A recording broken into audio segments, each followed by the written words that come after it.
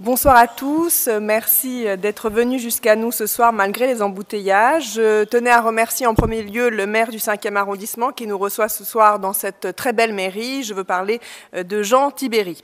Si je vous dis jeudi 28 février, 20h, évidemment, puisque vous êtes là, vous me répondrez c'est la nuit du savoir consacrée au droit, mais vous le savez, c'est aussi la fin du pontificat de Benoît XVI. Tout le monde en parle et tout le monde s'interroge ce soir sur les raisons du départ prématuré du pape. Certains avancent la thèse suivante: des modifications sociétales, le rôle croissant des médias l'auraient conduit à jeter l'éponge, bien plus que son âge ou son état de santé. Ce sont les questions qu'on se pose ce soir.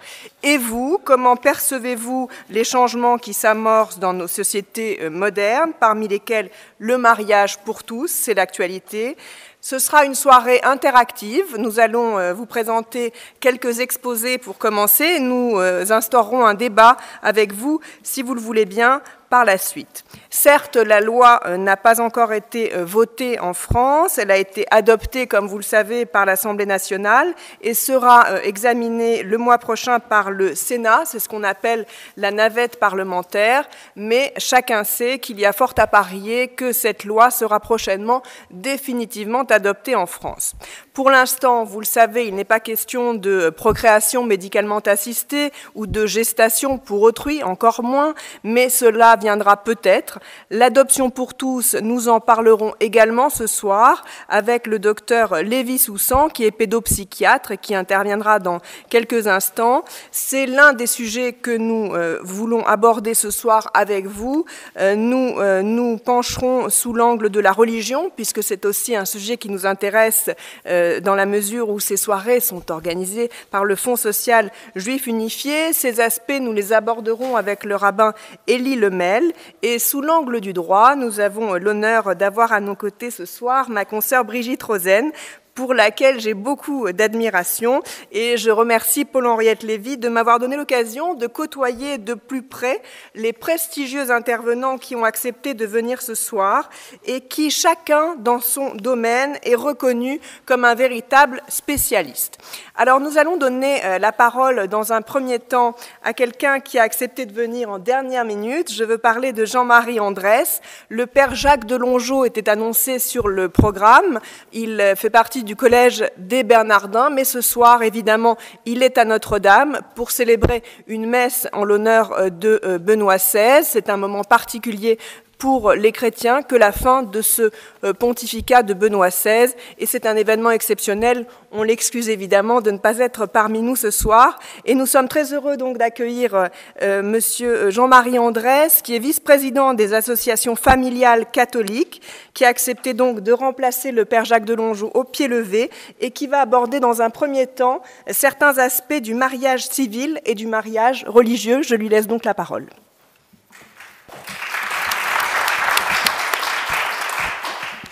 Je suis toujours très inquiet quand on applaudit avant, mais peut-être quelques petits points liminaires. Moi, j'interviens ce soir, pas du tout comme un spécialiste, puisqu'en fait,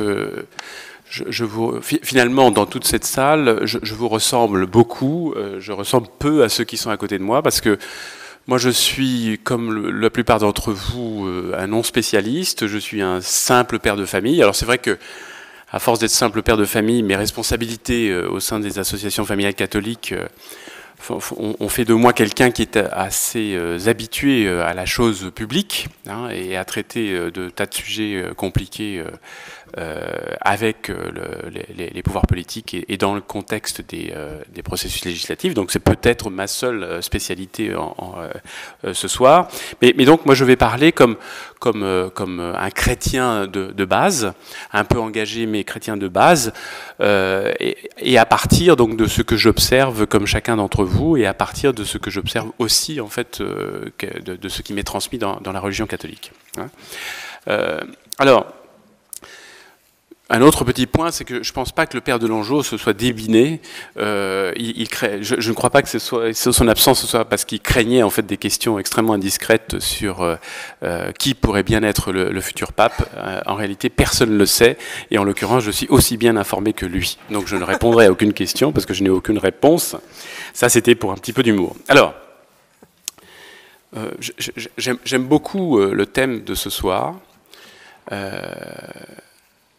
car vous allez le voir, en fait, il laisse un espace considérable à nos réflexions. J'aime beaucoup, en plus, de traiter ça dans une salle des mariages d'une mairie, parce que, comme vous avez pu le regarder, la société civile aussi, en fait, de temps en temps, se hasarde, prend des risques et affirme des choses un peu bizarres. En tout cas, c'est très au-delà de la loi, puisqu'en fait, dans cette salle on ne peut plus civile, on définit d'une certaine manière la promesse du mariage, de manière assez incroyable d'ailleurs, parce qu'il y a le mot amour, alors que j'ai vu dans le thème qui est traité ce soir très fréquemment en fait avancer que le sujet n'était pas de savoir ce que c'était que l'amour. Hein. La deuxième chose que je trouve incroyable, c'est qu'on parle d'oubli de soi, ce qui est quand même un pari ontologique pas tout à fait neutre, hein, en tout cas très contesté par beaucoup. Et on parle enfin de bonheur. Et ça, j'en ferai mon point d'entrée. Oui, je crois que fondamentalement, le sujet qu'on traite là, et le sujet qui s'offre au législateur, est une problématique de bonheur des membres de la famille, qu'ils soient ceux du couple ou qu'ils soient les enfants. Alors, vous allez voir, je vais donner pas mal d'accroches à beaucoup d'intervenants derrière, donc merci à eux derrière de reprendre un certain nombre de sujets et de les approfondir dans leur spécialité. Le projet de loi ouvrant le mariage aux couples de personnes de même sexe constitue pour ses promoteurs, c'est comme ça qu'ils le définissent, une étape supplémentaire d'une évolution sociologique et donc légale de la famille. À bien y regarder, ces évolutions essentiellement juridiques révèlent de la famille un caractère, en fait, historiquement, un caractère essentiellement polymorphe. En fait, la famille, contrairement à ce qu'on pense souvent, elle n'est pas aussi définie, aussi précise qu'il n'y paraît. Et les évolutions juridiques révèlent d'abord combien la relation homme-femme, même si elle repose sur un vocabulaire qui est resté stable, se trouve ballottée entre des conceptions multiples, changeantes et souvent caricaturales. Dans l'histoire, l'âge de la nuptialité, par exemple, a souvent été utilisé par le législateur comme un curseur à la natalité. Ça se voit pas dans le mot mariage, mais il y avait une utilisation politique très forte. Le mariage a eu souvent un caractère patrimonial ou de convenance sociale. Le mariage a été parfois aussi une affiliation morale, une espèce d'adhésion à une morale ou à une religion. Ça a été aussi, ça l'est peut-être encore, une espèce de protection de la paternité ou une manière de se prolonger. Je me marie pour donner vie, c'est parce que comme je vais disparaître, il faut que je me prolonge. Je précise, pour être plus moderne dans cette description, que plus récemment, la relation entre les époux, qu'ils soient conjoints, concubins ou pacsés, je mets tout le monde dans le même tas, en tout cas pour l'instant, connaissent des évolutions profondes, en particulier dans le sens de plus d'individualité. Je pense qu'on peut l'expliquer notamment à la faveur de la bien légitime reconnaissance de la dignité de la femme, mais au total, ça réduit ce que j'appellerais les parties communes du mariage, pour parler comme les notaires, ou en tout cas du couple, au fait d'assurer ensemble la direction morale et matérielle de la famille. C'est-à-dire, dans le fond, une définition assez restrictive de ce que serait le couple. Et c'est ce que d'ailleurs, parce que je suis un peu taquin, mais pas du tout malsain, j'appelle l'amour réduit aux acquêts. Je note en passant aussi, qui est important dans le contexte, que les progrès de la science, en particulier le fameux don de gamètes et de la fécondation in vitro, sont parvenus en fait à séparer la parentalité du lien de chair, qui lui, le lien de chair, est désormais circonscrit soit au rôle fonctionnel de génération, c'est pas très beau, soit indépendamment d'ailleurs de ce lien fonctionnel, comme source de plaisir. Donc en fait, on a une parentalité qui est séparée en fait de l'acte sexuel et qui est lui-même éventuellement séparé quand il est d'une part en génitalité, soit en source de plaisir. Et du coup, le père est parfois devenu secondaire, voire accessoire, d'où l'expression « je fais un bébé toute seule ». Et je pense que mon voisin aura à cœur de revenir sur cette notion qui est évidemment très importante. Et évidemment, on y perd au passage l'importance de l'étreinte. Finalement, est-ce que ça a quelque chose à voir, l'étreinte, dans la parentalité, hein?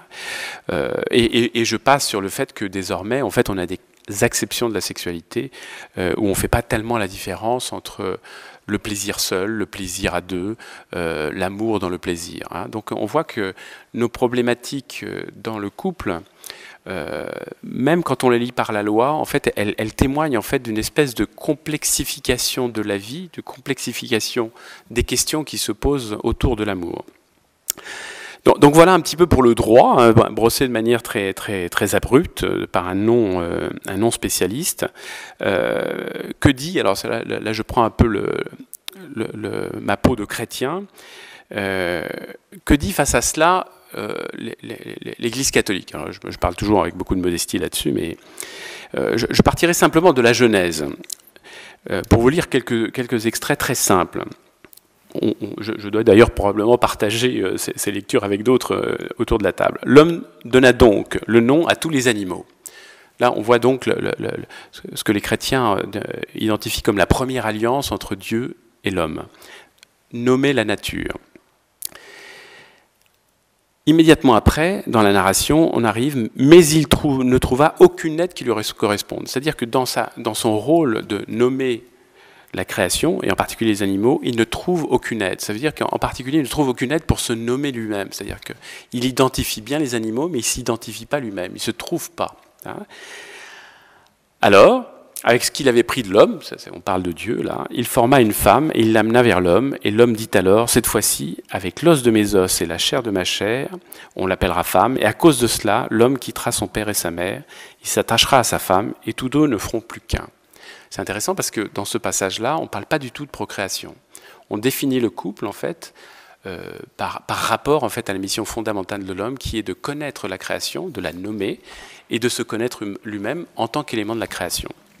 Donc, on voit que, à côté en fait, de ce qu'aujourd'hui on peut voir de la connaissance de l'homme sur lui-même et du couple par ce qu'en dit le droit, il y a un enseignement beaucoup plus lointain, plus historique, plus profond, qui parle de toute autre chose, hein, et qui nous dit quelque chose, de ce que je ne développerai pas, mais sur lequel on aura l'occasion de revenir, qui est autour de à quoi ça sert leur relation entre l'homme et de la femme, hein.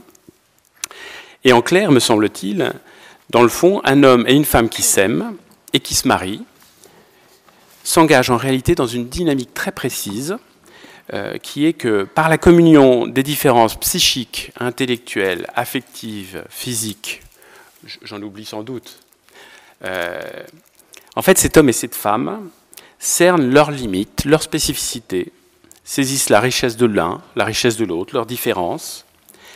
Bref, ils saisissent cet autre qui n'est pas lui, qui n'est rien de soi-même, mais qui m'aide aussi à me découvrir. Bref, l'homme est enfin capable de se donner un nom et de donner un nom à l'autre. C'est incroyable. En quelque sorte, son travail de co-créateur, objet de la première alliance, s'achève enfin en lui-même. Et donc il est capable de donner non seulement un nom aux animaux, mais il est enfin capable de se donner un nom à lui-même et de donner un nom à l'humanité. Le rôle de la sexualité dans tout ça, me direz-vous? J'y viens, patience. Un autre petit passage fort court de la Genèse nous dit « Dieu créa l'homme à son image, à l'image de Dieu il le créa, il les créa hommes et femmes. Dieu les bénit et leur dit « Soyez féconds et multipliez-vous ». Donc là, on voit un truc incroyable, c'est que, en fait, la création de l'homme à l'image de Dieu, elle se fait précisément par sa création sexuée et par la relation qu'il a sexuée, homme et femme. Et donc, alors que souvent la sexualité est considérée de manière simpliste comme une activité particulière parmi d'autres, d'ailleurs on parle de la vie sexuelle, à côté de la vie de loisirs, et à côté de la vie professionnelle, et à côté encore de la vie familiale, à côté donc d'une vie d'ailleurs souvent perçue comme essentiellement sensuelle, la sexualité exige en réalité la mobilisation des deux êtres dans leur totalité. Et c'est à cette condition que l'unité des deux conjoints se fait. Et c'est à cette condition, simultanément, que la spécificité de chacune des personnes se révèle. C'est donc dans ces conditions qu'on aboutit à une arithmétique un peu incroyable, par laquelle 1 plus 1 égale 1.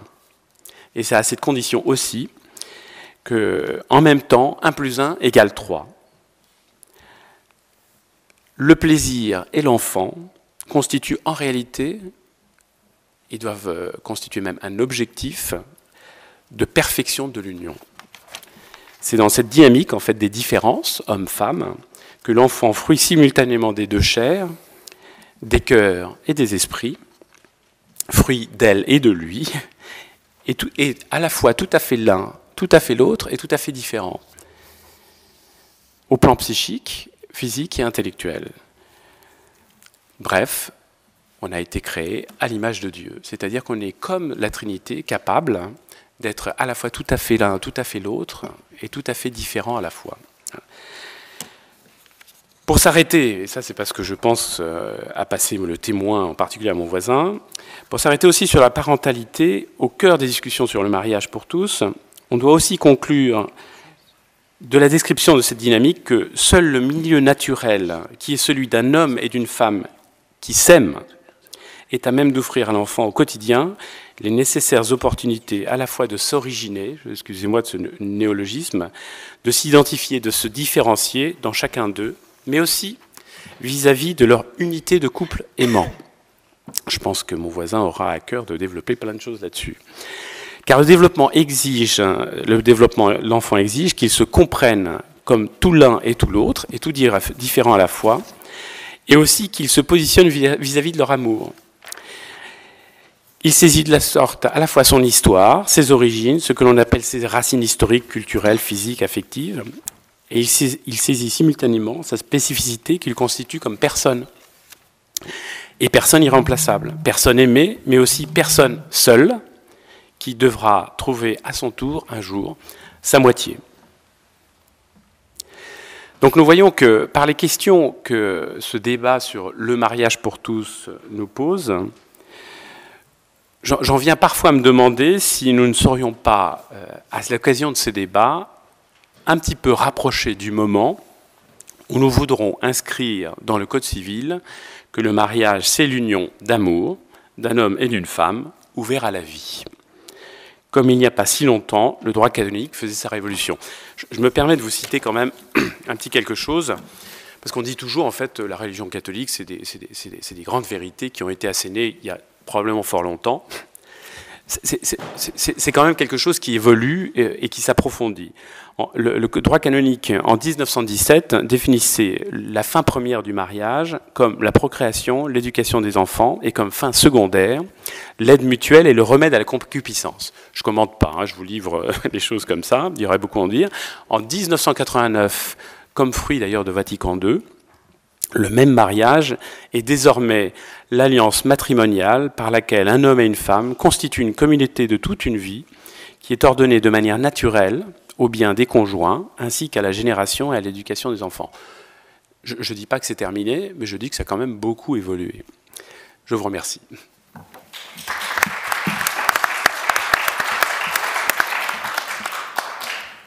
Merci beaucoup Jean-Marie Andrès pour cette intervention. Je vais maintenant céder la parole à Brigitte Rosen, qui est avocat au barreau de Paris, qui est spécialiste du droit de la famille. Elle fait partie du club très sélect, du top 10, à mon avis, des reines du droit de la famille à Paris. Et dans la plus pure tradition du judaïsme, j'estime que Brigitte Rosen est dans la transmission. Je m'explique. J'étais au Conseil national des barreaux qui organise chaque année les états généraux du droit de la famille. On est à peu près 2000 avocats à se retrouver chaque année dans ce cadre-là pour se former. Et cette année, une fois de plus, Brigitte Rosen participait comme enseignant à ces états généraux. Et elle est intervenue sur un sujet assez méconnu du grand public qui est pourtant ô combien important puisqu'il est très pratique pour nous, praticiens du droit, c'est la contribution aux charges du mariage. Et j'ai pu voir à quel point elle avait à cœur de vouloir nous transmettre ses connaissances, et je peux vous dire que parmi les praticiens du droit sur la place de Paris, ça n'est pas très courant. Alors elle va nous transmettre encore une fois ce soir avec pédagogie certainement certaines de ses connaissances relatives au mariage, les conditions, les conséquences, les perspectives du mariage à l'aube du mariage pour tous, qui signifiera à terme également, et ça évidemment nous autres avocats nous y pensons, divorce pour tous, et certains avocats s'en réjouissent d'avance, il faut bien le reconnaître. Brigitte Rosen. Merci. Je crains d'être moins poète, moins poétique, moins optimiste peut-être que mon prédécesseur, parce que je suis loin d'être certaine que le mot amour figure demain dans le Code civil. Mais au fond, dans cette période de grande mutation sociétale, tout est possible et j'espère que vous aurez raison. Alors c'est vrai que pour les avocats, quand on parle de mariage, on parle surtout de divorce, ce qui vous explique que je suis très heureuse ce soir de parler de mariage. Et dans mes réflexes de juriste, j'ai d'abord lu le thème de ce soir, droit contre religion, le mariage en question. Et je me suis dit que j'allais peut-être, puisque je vais vous parler très brièvement, définir les concepts. Alors c'est de plus en plus difficile. Le droit, c'est quoi ? Le droit, on peut dire que c'est l'ensemble des règles qui régissent les rapports des hommes qui constituent une même société. Donc déjà, ça ferme un peu le débat, puisqu'il va s'agir aujourd'hui de notre société. Et comme M. Andrès le disait, il est vrai qu'il y a autant de familles que de sociétés, orientales, occidentales, tribales, selon les continents, selon les époques également, et que là, nous allons parler d'un état de droit. Alors la religion, qu'est-ce que c'est ? Ça devient de plus en plus difficile. La religion, c'est tout ensemble, la foi, des convictions, mais également des règles.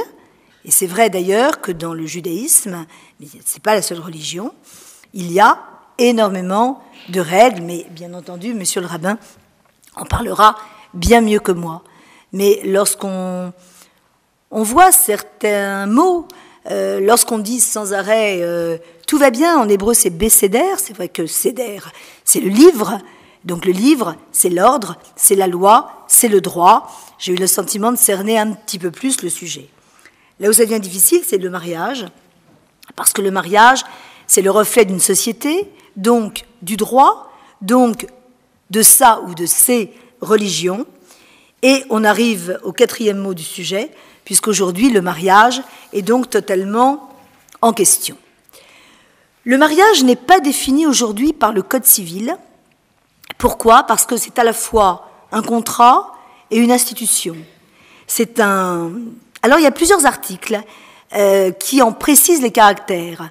C'est-à-dire qu'aujourd'hui, c'est une union de sexe opposés, c'est un accord de volonté, puisqu'il faut un consentement, et c'est toute une série de rites qui font que depuis la publication des bans, jusqu'au moment où la porte ouverte, comme ce soir, de la salle des mariages, il est officié, eh bien, il y a différents rites qui sont très importants, puisque sinon, il peut être déclaré nul. Alors, s'il n'est pas défini par le Code civil, c'est en raison de ces aspects différents, qui sont tout à la fois sociaux et moraux, et en raison du double sens du mot, qui désigne soit l'acte instantané qui donne un sens à cet état, soit l'état lui-même qui est continu, je suis marié. Mais pour quelque temps encore, on peut dire que le mariage est un acte juridique, solennel, par lequel aujourd'hui un homme et une femme établissent une union, sanctionnée par la voie civile, et dont la rupture ne peut être obtenue que dans des conditions déterminées. Il a beaucoup évolué, et en fait, faire un petit peu d'histoire est tout à fait intéressant, puisque le mariage a été reconnu à partir du moment où la personnalité juridique a été reconnue à la femme, puisqu'il reposait sur une volonté commune et continue. Donc on peut dire que c'était une conception extrêmement moderne, en tout cas de la femme. Pour le mariage canonique, c'est un acte volontaire et libre, et il était il supposait donc l'accord initial des époux, et c'était aussi un acte charnel, puisque le mariage canonique n'était parfait que par sa consommation. Alors, on peut voir l'opposition religion et droit par le fait que l'indissolubilité du mariage opposait la religion catholique à presque tous les autres systèmes.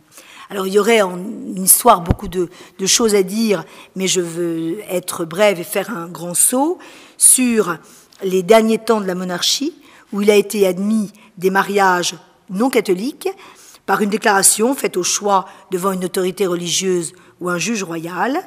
Et cette exception a commencé à ouvrir la brèche de la sécularisation du mariage qui a été consacrée sous la Révolution. La Constitution de 1791 a proclamé que la loi ne considère le mariage que comme un contrat civil, et cette brutale rupture tentée par le droit révolutionnaire a été tempérée par le Code civil de 1804. C'est tout à fait intéressant puisque ce code, qui a été évidemment beaucoup remanié, mais nous gère encore actuellement, puis encore par la Restauration qui a introduit, comme vous le savez, l'indissolubilité des liens. Néanmoins, il en est resté cette séparation, et là je reviens à notre sujet, du mariage religieux et du mariage civil, qui a permis ensuite à ce dernier de se défaire de l'emprise catholique à l'époque. Alors le mariage produit des effets entre époux et vis-à-vis des enfants. Et je pense d'ailleurs que si ce qu'on a appelé le mariage pour tous a produit autant de remous, c'est certainement plus sur ses conséquences possibles que sur le mariage lui-même, enfin encore que. Entre époux, le mariage entraîne 3 devoirs: secours, cohabitation, fidélité. Je voudrais vous faire remarquer qu'il y a quelques années, dans le Code civil, il a été introduit un autre mot qui ne devrait pas être un devoir, qui n'est pas le mot amour, mais qui est le mot respect. Et là, c'est quand même bien remarquable pour notre société qu'on ait l'obligation d'écrire ce mot comme si ça n'allait pas de soi. Alors c'est peut-être mieux que le mot amour ne figure pas finalement, parce que ça va peut-être de soi quand on voit cette magnifique tapisserie sous laquelle nous sommes, ça augure peut-être effectivement de beaucoup de bonnes choses. Secours, cohabitation, fidélité, on a décrit ainsi tout le droit du divorce qui repose sur ces obligations que l'on contracte à partir du moment où l'on se marie, quel que soit d'ailleurs le régime matrimonial que l'on choisit. Le mariage a bien sûr des effets sur les enfants. Encore que, dans le Code civil, tout le chapitre de l'autorité parentale est une notion autonome, puisqu'il y a actuellement 56% des enfants qui naissent hors mariage. Alors évidemment, c'est un peu paradoxal que, alors que beaucoup de couples qui pourraient se marier aujourd'hui, donc des couples hétérosexuels, choisissent le concubinage, choisissent majoritairement le Pacs, puisque le Pacs initialement était une première loi conçue pour les couples homosexuels et qui finalement a été surtout adoptée par les couples hétérosexuels. Il est tout à fait étonnant qu'on ait cette notion de mariage pour tous, sur laquelle on peut s'interroger, puisqu'elle va mariage contre droit, droit contre religion, évidemment beaucoup modifier le Code civil dans énormément d'aspects, et j'en dirais de nous.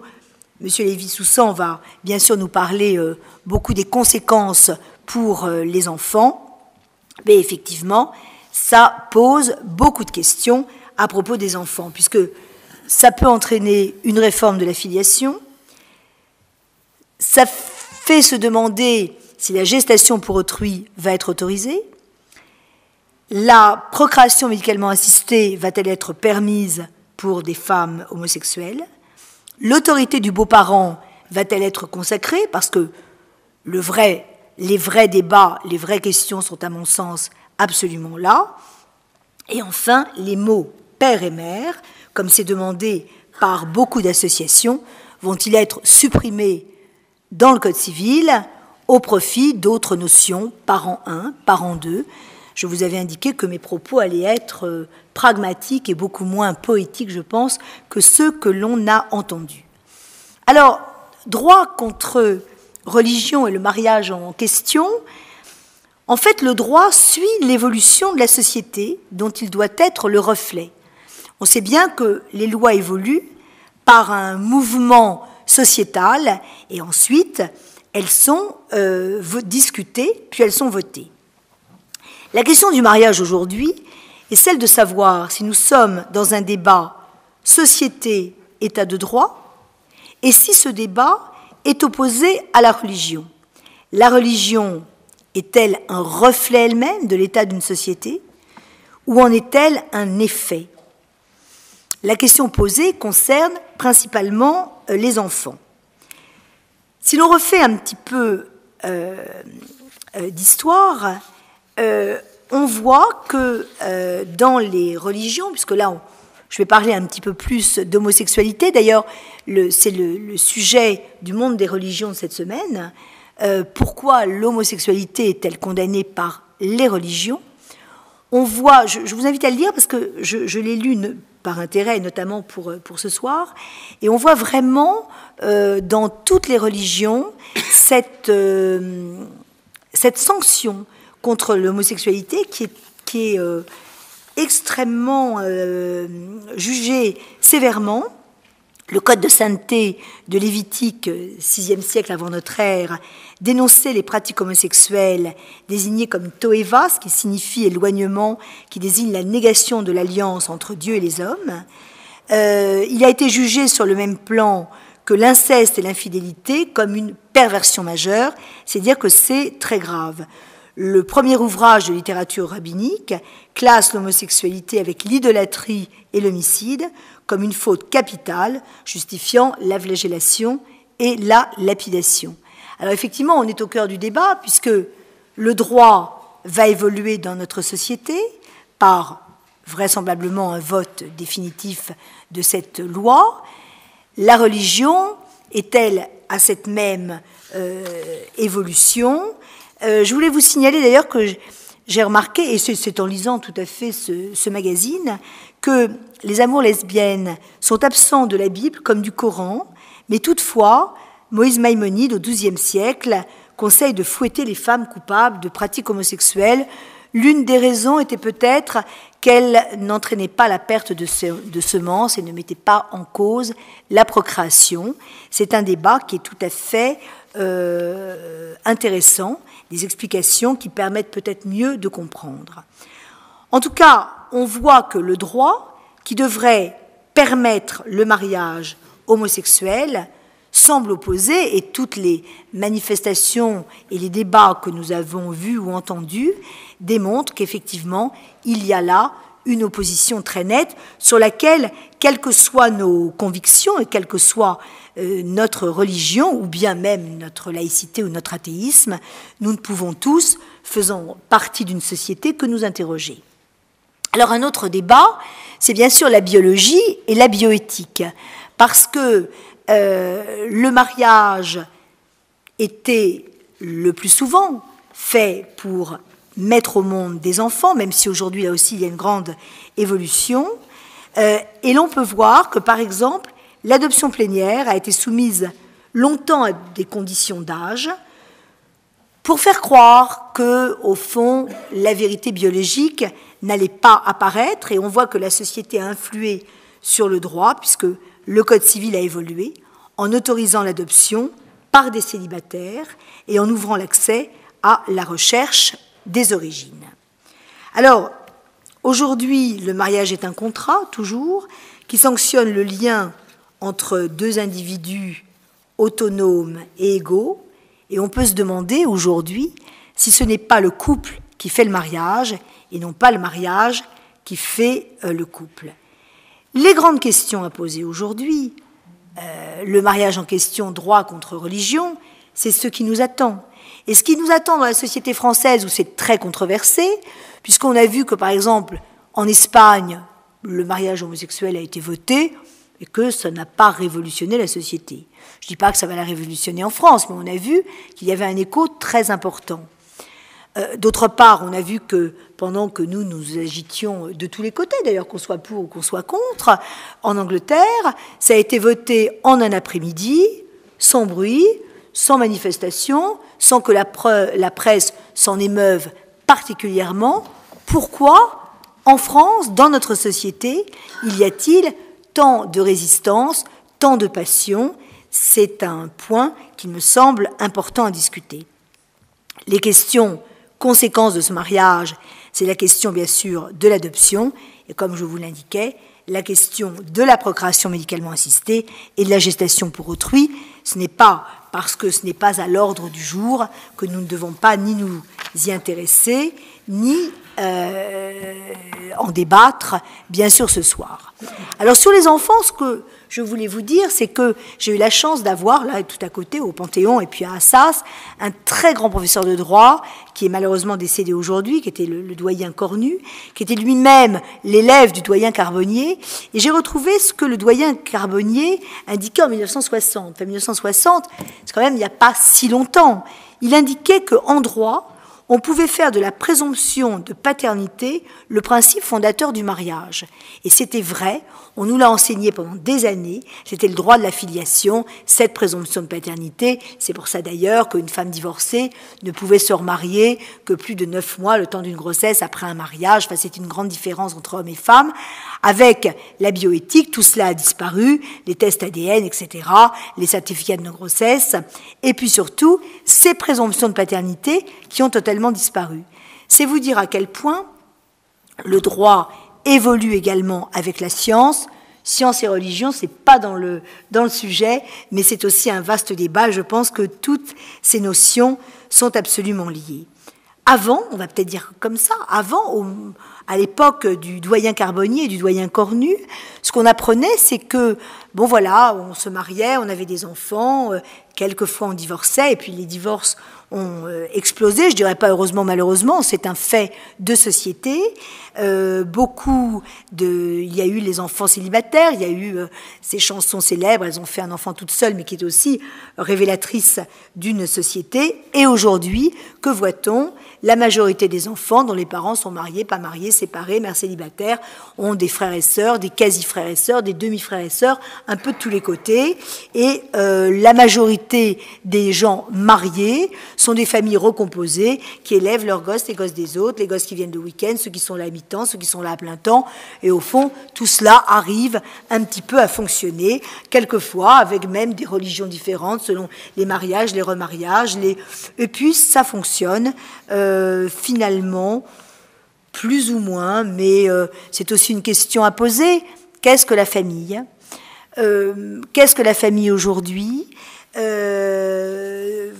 avez tous lu ou eu connaissance de cet essai absolument lumineux de monsieur le grand rabbin de France, Gilles Bernheim, qui a fait tout à fait autorité dans les débats, qui a été repris par d'éminents représentants d'autres religions, qui a distingué le droit de l'enfant et le droit à l'enfant.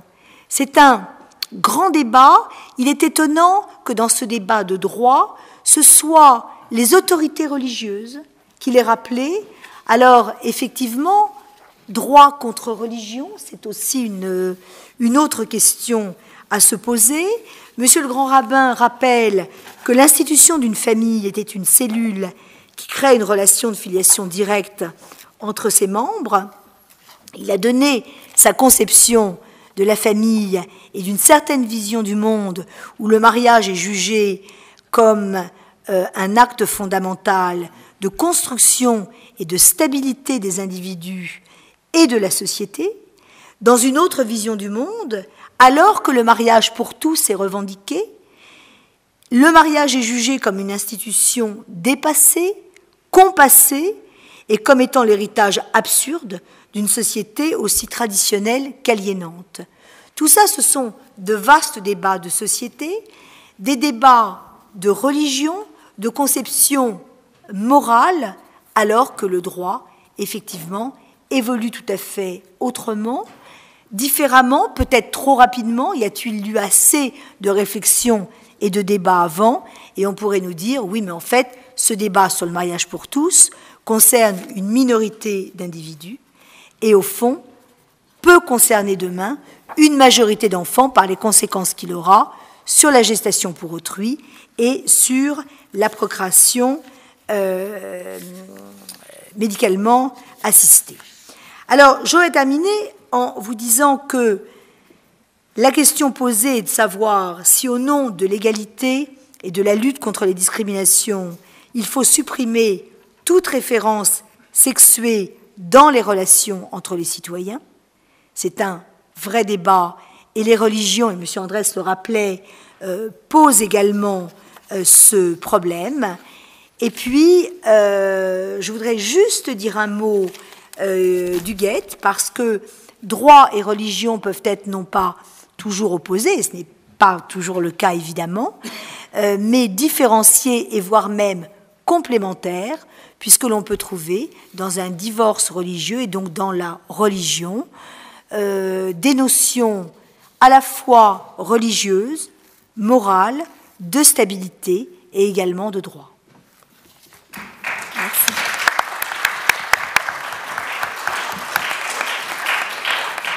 Merci beaucoup Brigitte Rosen pour cet exposé très clair. On va avoir beaucoup de questions à poser au rabbin, je crois, parce que évidemment, en vous écoutant, on a beaucoup de questions de type est-ce que la religion aujourd'hui est totalement dépassée? Est-ce qu'elle est complètement ringarde? Enfin, c'est des questions qu'on va vous poser dans un instant. Je vous laisse déjà réfléchir, mais je sais que vous avez votre petite idée sur le sujet. En attendant, on a parlé du mariage pour tous. On doit parler également de l'adoption pour tous. Alors, la question qu'on peut se poser, c'est qu'est-ce que l'adoption? Est-ce donner une famille à un enfant? C'est ce qu'on croyait jusqu'à présent. Ou bien donner un enfant à un couple? La vision n'est pas du tout la même. Et on va demander des éclairages au docteur Pierre Lévy-Soussan, qui est pédopsychiatre, qui est spécialiste de l'adoption, qui est chargé de cours à l'université et qui dirige aujourd'hui la première consultation consacrée à l'adoption. Alors, docteur, l'adoption pour tous, est-ce possible? On s'interroge aujourd'hui sur le statut de l'enfant qui va passer de sujet à un objet, finalement, auquel tout le monde aurait droit. Bien, tout d'abord, je vous remercie de m'avoir invité pour débattre de ces questions cruciales parmi vous. La question du mariage a été liée par la loi à celle de l'adoption. Et l'enjeu, finalement, c'est qu'est-ce qu'il se passe si on retire l'articulation séculaire qu'il y a toujours eu entre l'engendrement et la filiation. Pour comprendre cela, c'est-à-dire cette loi pour la première fois, et ça serait un inédit depuis des milliers d'années, on retirerait le noyau dur de la naissance comme base de l'organisation de la filiation. Alors pourquoi? Alors donc c'est une nouveauté, ça ne s'est jamais fait avant, dans aucun peuple, dans aucune peuplade. Toutes les peuplades ont toujours élaboré leur culture, donc leurs règles, à partir de la différence des sexes, de la différence des générations. Même s'ils ne nomment pas les personnes de la même façon, même si le père n'est pas le père, parfois c'est l'oncle, toutes les logiques anthropologiques s'élaborent à partir du noyau dur biologique pour ensuite en faire du culturel. Mais il y a toujours une élaboration du biologique par la culture. Et là, l'élaboration, elle est d'une nature différente, étant donné que pour la première fois, on voudrait retirer le socle du biologique, de l'engendrement, comme base de la naissance pour définir la filiation. Alors pourquoi effectivement, du coup, ça change tout? Alors c'est vrai, c'est via le mariage que c'est fait, mais du coup, ça change tout par rapport à l'adoption. Alors pourquoi ça change tout par rapport à l'adoption? Parce que dans ces cas-là, l'adoption ne sera plus de l'adoption. C'est ce que j'ai essayé d'expliquer à la fois aux députés et aux sénateurs, c'est que c'est une utilisation d'une technique juridique qui n'est pas la bonne pour une vraie question qui est celle de comment effectivement ces enfants peuvent avoir un statut auprès d'un couple de même sexe. Je veux revenir un peu en arrière pour savoir d'où est partie cette loi-là. Cette loi-là, elle est partie au tout départ. Cette loi a été vendue par un problème. On a voulu nous la vendre en disant voilà, c'est très simple. Ces situations existent de fait, donc il faut une loi. Puis tout le monde a marché dans le truc. Pourquoi tout le monde a marché dans le truc? Parce qu'à vrai dire, on avait utilisé le terme d'homoparentalité. À partir du moment où vous dites homoparentalité, c'est clair, à la fois vous avez tout dit et à la fois vous avez rien dit. Pourquoi? Parce que ce terme homoparentalité fonctionne comme un mot valise. Fonctionne, c'est-à-dire on peut mettre dedans tout ce que l'on veut, tout ce que l'on souhaite. Donc du coup, la couverture signifiante de ce terme-là, c'était un tel fourre-tout que tout le monde s'y est reconnu. Or, si on voit d'un point de vue très précis ce que couvre ce mot, cela recouvre déjà dans 90 à 95% des cas des situations pour lesquelles la loi à venir ne sera pas concernée. C'est-à-dire, juste un peu des chiffres d'abord. On nous a dit d'abord ça va concerner 300 à 400 000 enfants. C'est faux. Ça, vous savez, c'est comme les chiffres, les manifestants selon la police et selon les trucs. Donc c'est sûr que les associations militantes ont gonflé ce chiffre de 300 000 à 400 000. À tout casser, cela concernerait 10 000 enfants. Certains disent 5 000, certains disent 20 000. Prenons la médiane 10 000. Cela concernerait 10 000 enfants. Il faut savoir que 95% de ces 10 000 enfants ont déjà un père et une mère. Pour commencer. Donc déjà, ça change la donne. Ensuite, ce père et cette mère ont une vie homosexuelle avec, donc le couple s'est séparé, puis ensuite l'homme est allé avec son copain ou la femme avec une amie, mais cette loi ne les concernera pas étant donné que l'enfant a déjà un père et une mère. Prenons les 5% restants. Les 5% restants, ce sont soit les célibataires qui sont allés en Espagne ou en Belgique utiliser une PMA, soit une adoption par les célibataires. D'un point de vue filiatif, ces enfants, ils ont déjà une mère. D'accord ? Ils ont déjà une mère. Donc cette loi serait faite pour ces 5%. On se dit, ben voilà, la compagne, il faut qu'elle ait un statut. Sans ça, si elle meurt, c'est dramatique. Si la mère biologique meurt, c'est dramatique. Cet enfant n'aura plus rien, etc. Donc on nous l'a vendu sur le registre du compassionnel. Si vous analysez ces situations-là, donc déjà, c'est 5% de 10 000. Donc déjà, il y a peu d'enfants qui sont concernés. Sur ces 5%-là, il y en aura très peu de ces couples-là qui voudront faire de leur copine une deuxième maman. Pourquoi? Parce que jusque-là, cette filiation avec une seule personne, c'est compliqué et c'est difficile à vivre pour l'enfant, mais ce n'est pas impossible. Et qu'elles ont l'intelligence, si je puis dire, de ne pas transformer la copine en une deuxième maman parce qu'elles savent bien que 2 mamans pour un enfant, ça ne peut pas fonctionner. Et là, nous, on le voit dans notre clinique, c'est-à-dire on le voit parce que donc je m'occupe parfois des agréments qui sont faits par les célibataires pour adopter. Vous savez, il faut un agrément pour adopter. Et donc on voit arriver une femme seule qui vient ensuite avec son ami avec un projet d'adoption pour célibataire. Et là, dans ces cas-là, le projet peut marcher ou peut ne pas marcher, mais pour nous, ce qui fait vraiment la différence, c'est comment, par rapport à l'enfant, elle positionnera sa compagne. Et on sait que si elle la met dans la même position qu'elle, pour un enfant, on sait que cela ne marchera pas. Or, pourquoi cela ne va pas marcher? C'est-à-dire, ça attaque pour nous le registre, enfin l'essence même de l'adoption. Et quelle est l'essence même de l'adoption, en tout cas dans notre droit actuel, dans notre droit français, qui a une origine double, romano et canonique, donc à la fois droit romain et droit canonique. Et si on voit l'essence de cette loi-là, l'essence des lois sur l'adoption et donc repose sur une fiction juridique qui est le fait qu'un enfant fera comme si cette mère et ce père, comme si cet homme et cette femme étaient son père et sa mère. Et cette fiction juridique, telle qu'elle est nommée depuis très très longtemps, cette fiction juridique au sens noble du terme, parce que ce n'est pas une fiction au sens mensonge, c'est une fiction au sens qu'est-ce qu'un acte juridique, ce qui est un acte créateur d'un lien qui n'existait pas auparavant. Il repose sur quoi? Alors, parce qu'on peut se dire, si effectivement on peut utiliser la loi comme une technique juridique, c'est ce que nous encourage. Actuellement, la loi est sur ce registre-là, c'est-à-dire, en gros, il suffit de changer la loi, on peut utiliser la loi comme une technique juridique, et à ce moment-là, tout est possible, l'adoption serait possible pour tous. Et donc, on peut se demander, il suffit de dire que 2 personnes, au lieu que ce soit le père et la mère, ça sera la mère et la mère, ou le père et le père. Alors déjà, c'est un peu compliqué, étant donné que mère et père, à l'origine, les parents viennent de la notion d'engendrement. C'est-à-dire que cette notion de parent repose véritablement sur l'engendrement, et Domat, un juriste du XVIIe siècle, qui justement a été la base du Code civil, signifie le parent signifie de qui chacun tire sa naissance. Donc ça, c'est une notion très, très forte par rapport à l'enveloppe symbolique de cette fiction.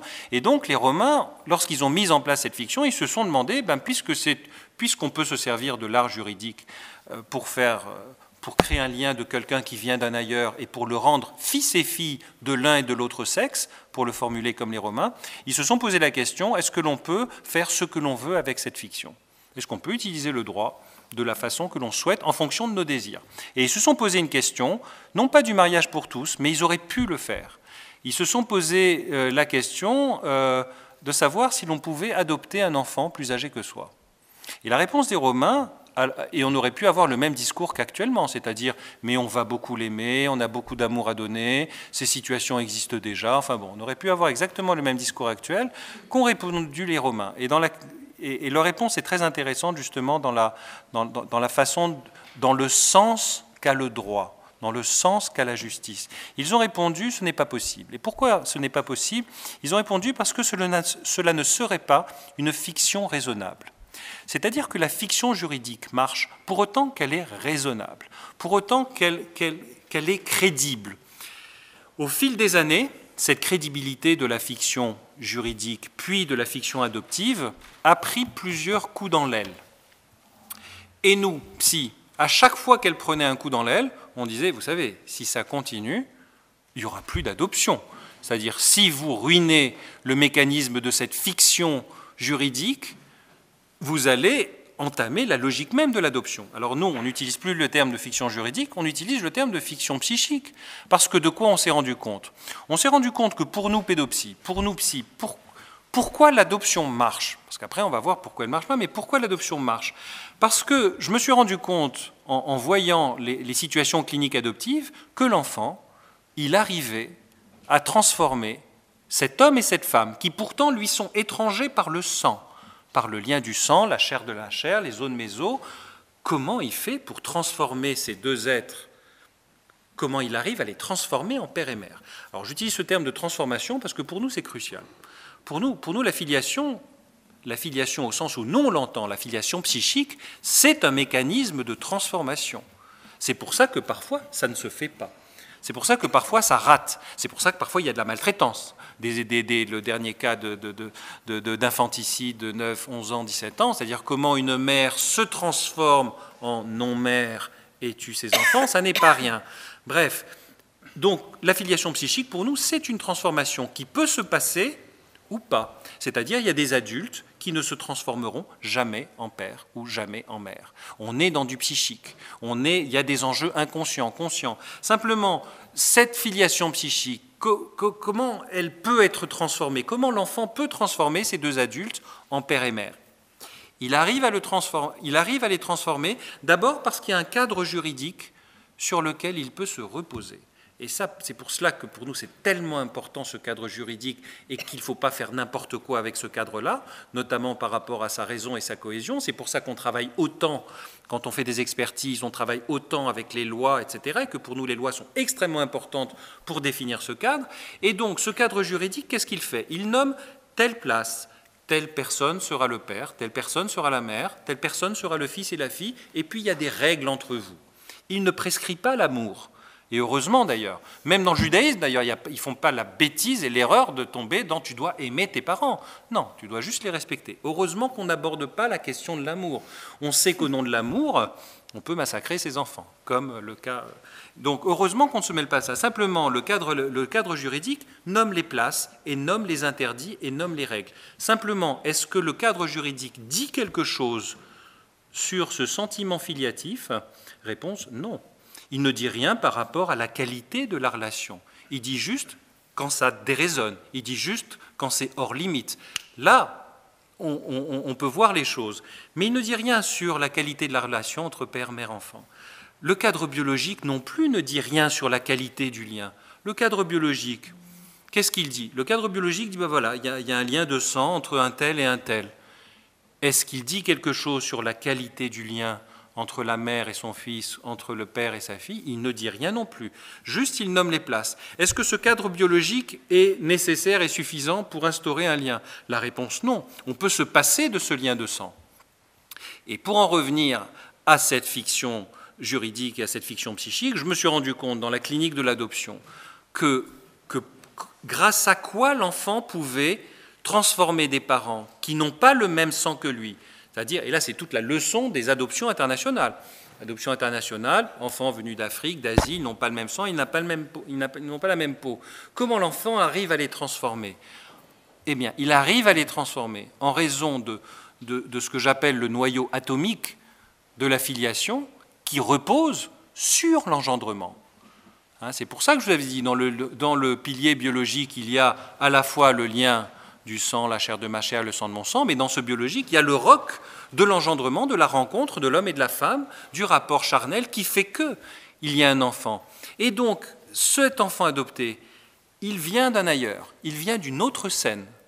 Il vient d'une autre scène où il a été engendré ailleurs, par justement des parents qui n'ont pas voulu être parents. Si j'étais plus précis, je dirais par des adultes qui n'ont pas voulu être père et mère. Mais si je voulais être encore plus précis, je parlerais de parents de naissance. Pourquoi de parents de naissance?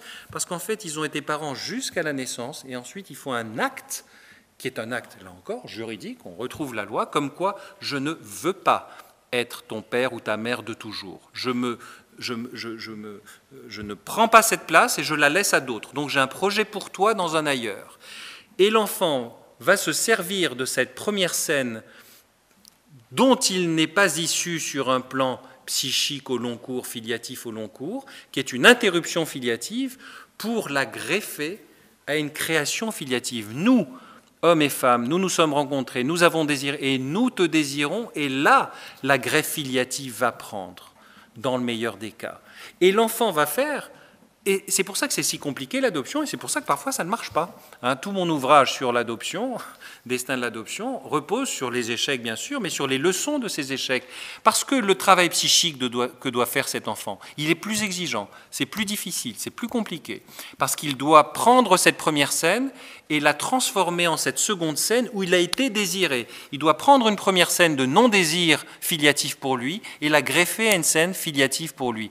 Et comment il va le faire? Parce que j'aurais pu venir de cet homme et de cette femme. Je sais bien que je ne viens pas d'eux sur le plan de la réalité matérielle historique, mais psychiquement, je m'origine, je m'enracine dans leur désir, dans leur histoire, dans leur rencontre, qui est possible, crédible, qui est une fiction qui me convient, et je vais la transformer en ma vérité psychique. Et la vérité psychique chez l'enfant est la chose qui permet de métaboliser le matériel, de métaboliser même le matériel difficile, même une histoire douloureuse. Heureusement que le conscient et l'inconscient peut métaboliser, transformer des histoires difficiles, douloureuses, à condition qu'on lui donne un cadre juridique, un cadre psychique parental capable de l'aider à faire ce travail-là. C'est pour ça que, pour en revenir à ma phrase du début, c'est-à-dire à chaque fois qu'une loi attaque la fiction psychique de l'adoption, cela attaque le lien des parents adoptifs à leur enfant. Et là, il se trouve qu'on n'a pas de chance, c'est-à-dire, dans mon livre, j'étais assez pessimiste sur le destin de l'adoption. Pourquoi? Parce que de plus en plus, comme l'a dit Maître Rosen, la filiation biologique est considérée comme l'alpha et l'oméga pour définir ce que c'est qu'un père ou ce que c'est qu'une mère. Et pour nous, psy, c'est une aberration. Pour nous, la vérité biologique ne dit rien sur la qualité du lien. Et là, dans les maltraitances, pour travailler beaucoup sur les maltraitances avec les juges pour enfants et faire des expertises dans des conditions un peu compliquées de sévères maltraitances, à chaque fois qu'un juge pour enfants me répond « Oui, mais vous, après tout, c'est la mère », pour moi, mes poils se hérissent, parce que le « après tout, c'est la mère », ça veut dire qu'au nom du lien biologique, on peut tout faire. Et c'est pour ça que pour nous, on a été aussi critique lorsque la loi de 2002 est sortie sur l'autorité parentale, que vous évoquiez tout à l'heure. La loi de 2002 sur l'autorité parentale, pour nous, c'est un coup des sociologues. Alors, un coup de certains sociologues, parce qu'une fois j'avais fait toute ma diatribe contre les sociologues, et dans la salle il y avait un sociologue qui me disait « Vous savez, je ne m'inscris pas du tout dans cette logique de certains sociologues, etc. » Bref, la loi 2002 a été faite suite au rapport de Irène Théry et de Kévert Desfossés. Pour nous, ça a été dramatique. Pourquoi? Parce que tout le discours de cette sociologue a consisté à banaliser toutes les situations. Hein, et c'est un peu ce que vous disiez tout à l'heure, mais là, moi, je m'inscris en faux par rapport à ça. Toutes ces situations banalisées, monoparentales, recomposition, etc., pour nous, ce sont toutes des situations de souffrance. Pour l'enfant, ça n'est pas banal. Et vous le savez bien, quand un couple se sépare, c'est terrible, ça ne sera plus jamais la même chose après, et la femme aura beau trouver un autre copain, ce que vous voulez, ça n'est plus jamais la même chose. Et heureusement que le beau-père sera un beau-père. Qu'est-ce que c'est que cette histoire de faire du beau-père comme si c'était le père? Non, un beau-père restera un beau-père. Et qu'on arrête avec ce statut du beau-parent qui veut faire l'égalité d'un père. Mais déjà, le ver est dans le fruit. Déjà, on a voulu homogénéiser les places. Le père et la mère, c'est la même chose. En cas de séparation, l'enfant moins de 6 ans, temps égal, parent égal, résidence alternée. Une catastrophe. Sur un plan psychiatrique, une catastrophe. Un enfant de moins de 6 ans, vous le mettez à temps égal avec sa mère, avec son père, il ne pourra pas être suffisamment sécurisé avec l'un pour aller avec l'autre. Donc il ne sera bien ni chez l'un ni chez l'autre. Il y avait un enfant qui me disait, c'est comme j'ai besoin de mes 2 jambes, mais elles ne peuvent pas marcher ensemble, parce que quand je suis chez l'un, je suis que sur une patte, chez l'autre, je suis sur l'autre, et je n'ai jamais mes 2 pattes ensemble. Et les 2 sont perdants. Alors, c'est sûr, maintenant, il suffit de monter sur une grue pour avoir un rendez-vous avec un ministre, ce qui est scandaleux, soit dit en passant. Mais déjà, le ver est dans le fruit avec cette loi 2002, père et mère, c'est la même chose. Et nous, psy, parce que je tape sur les magistrats, les députés, les trucs, etc., mais je vais taper un tout petit peu sur les psys, je vais dire que les psys, nous aussi, on a été dans l'erreur en parlant de fonction parentale. Donc maintenant, j'interviens dans un DU, j'interviens dans un DU à Paris 7 sur la parentalité. Je ne prononce plus jamais le terme de parentalité. On s'est fait avoir. On s'est fait avoir.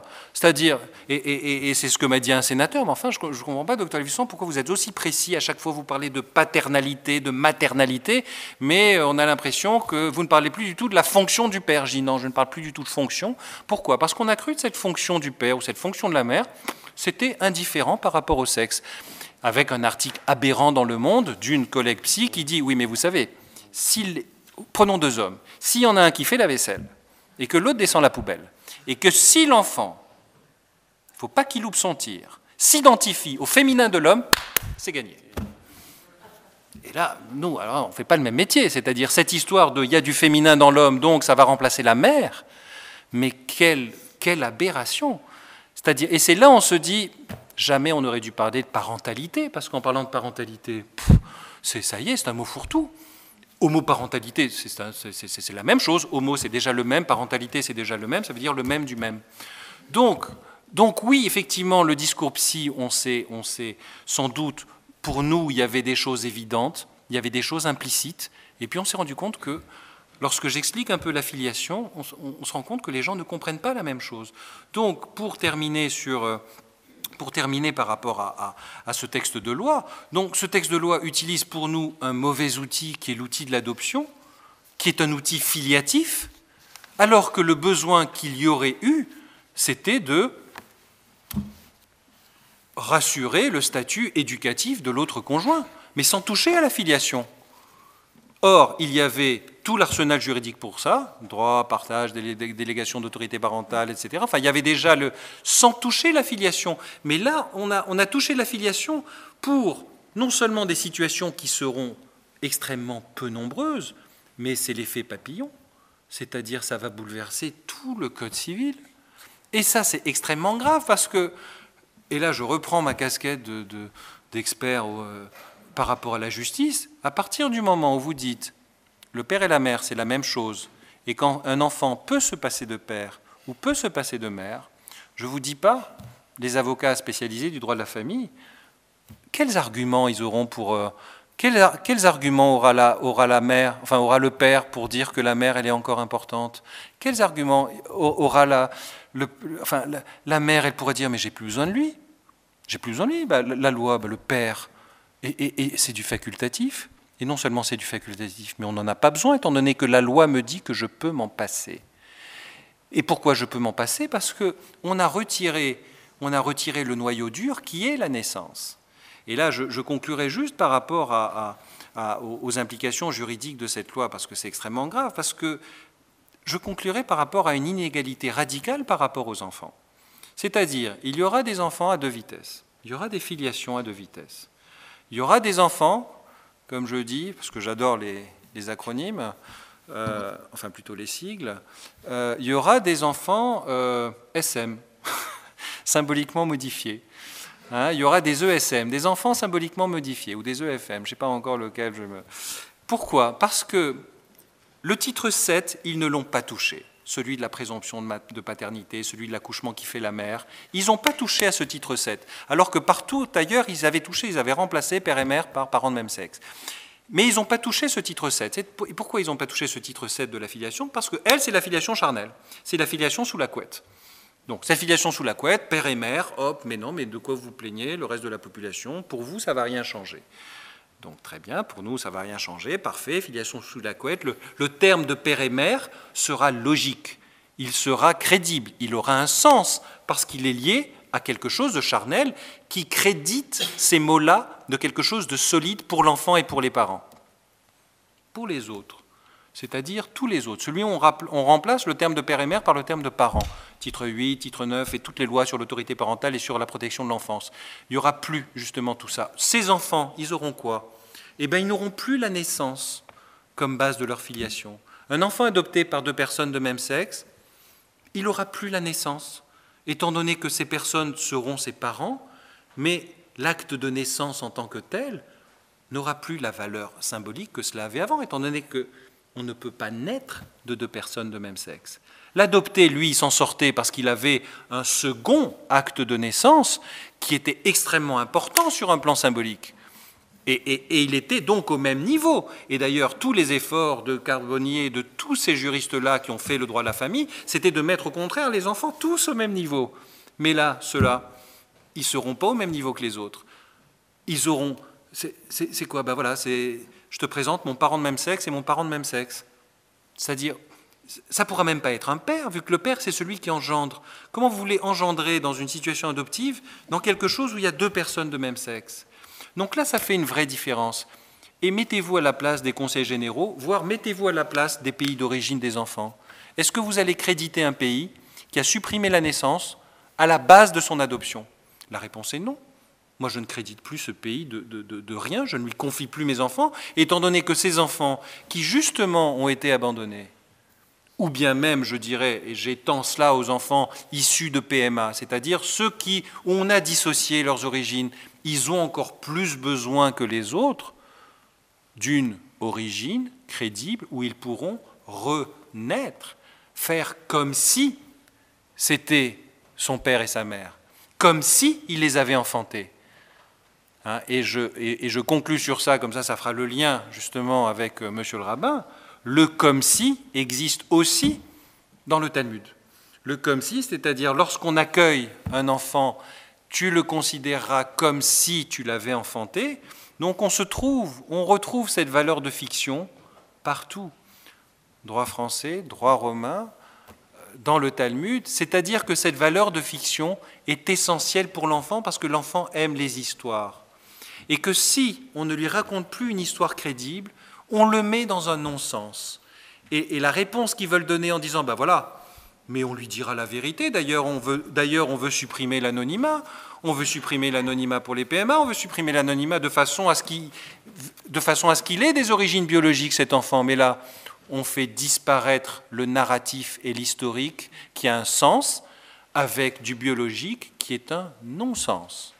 Hein, et si on a une logique par rapport aux enfants, la moindre des choses, la dette que nous avons par rapport à un enfant abandonné ou par rapport à un enfant issu d'une technique médicale, la dette que nous, société, nous avons, c'est lui donner un langage qui a un sens, où chaque mot a un sens, porteur de sens, parce que ces mots porteurs de sens seront aussi porteurs d'une histoire.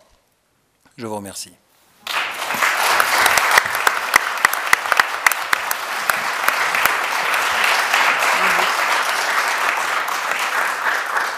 Avant de céder la parole au rabbin Elie Lemel, à qui nous allons avoir beaucoup de questions à poser, décidément, je voulais savoir si la position du docteur Lévy-Soussan était la position dominante chez les pédopsies en France. Alors, si j'étais mégalo, ce que je ne suis pas du tout, Je dirais que tous les professionnels qui travaillent dans le champ de la protection de l'enfance et qui travaillent dans le champ de l'adoption et qui, en gros, ils sont assez d'accord et on est tous d'accord sur ce plan-là. Certains ne sont pas d'accord parce qu'ils ne raisonnent pas en filiatif, ils raisonnent en éducatif. Et c'est en EFES pour ne pas le nommer, ou d'autres, etc., pour ne pas le nommer. Ils raisonnent en termes éducatifs. D'autres psys, comme Roudinesco, raisonnent en termes d'égalité entre les hommes et les femmes, homosexuels, pas homosexuels. Donc ils raisonnent avec d'autres logiques. Concernant la logique des praticiens de terrain, non seulement on est assez, je dirais qu'on est en majorité tous d'accord, mais y compris avec tous les professionnels qui travaillent dans les conseils généraux, dans les services d'adoption. Et non seulement ça, mais aussi avec les collègues des services d'adoption des différents pays. Moi, je travaille beaucoup avec le Canada, avec la Suisse, avec la Belgique, avec l'Espagne. C'est-à-dire, sur le terrain, il y a une sorte de communauté d'idées sur ces enjeux de la filiation. Et c'est pour ça que le Canada, pour ne pas le nommer, a maintenant d'énormes problèmes avec ces histoires d'adoption, etc. Parce qu'il voit bien que le socle de l'adoption, c'est effectivement la conjonction du psychique, du juridique, du biologique, et que ce psychique, du juridique et du biologique, on ne peut pas faire n'importe quoi de n'importe quelle façon.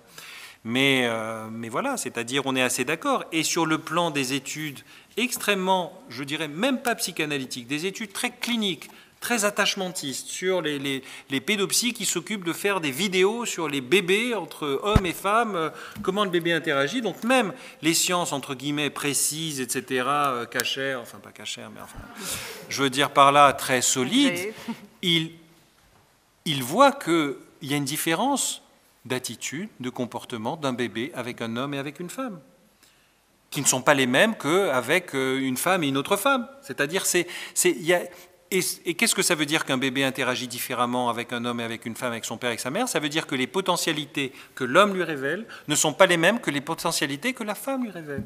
Et donc, et c'est pour ça que je ne vous ai même pas parlé des études, tellement que leurs résultats sont bêtes, si je puis dire, c'est-à-dire les plus grandes études qu'ils ont faites, elles en arrivent à la conclusion que la situation la moins à risque pour un enfant, c'est père-mère stable. Donc, et millions de dollars derrière tout ça, des millions de dollars.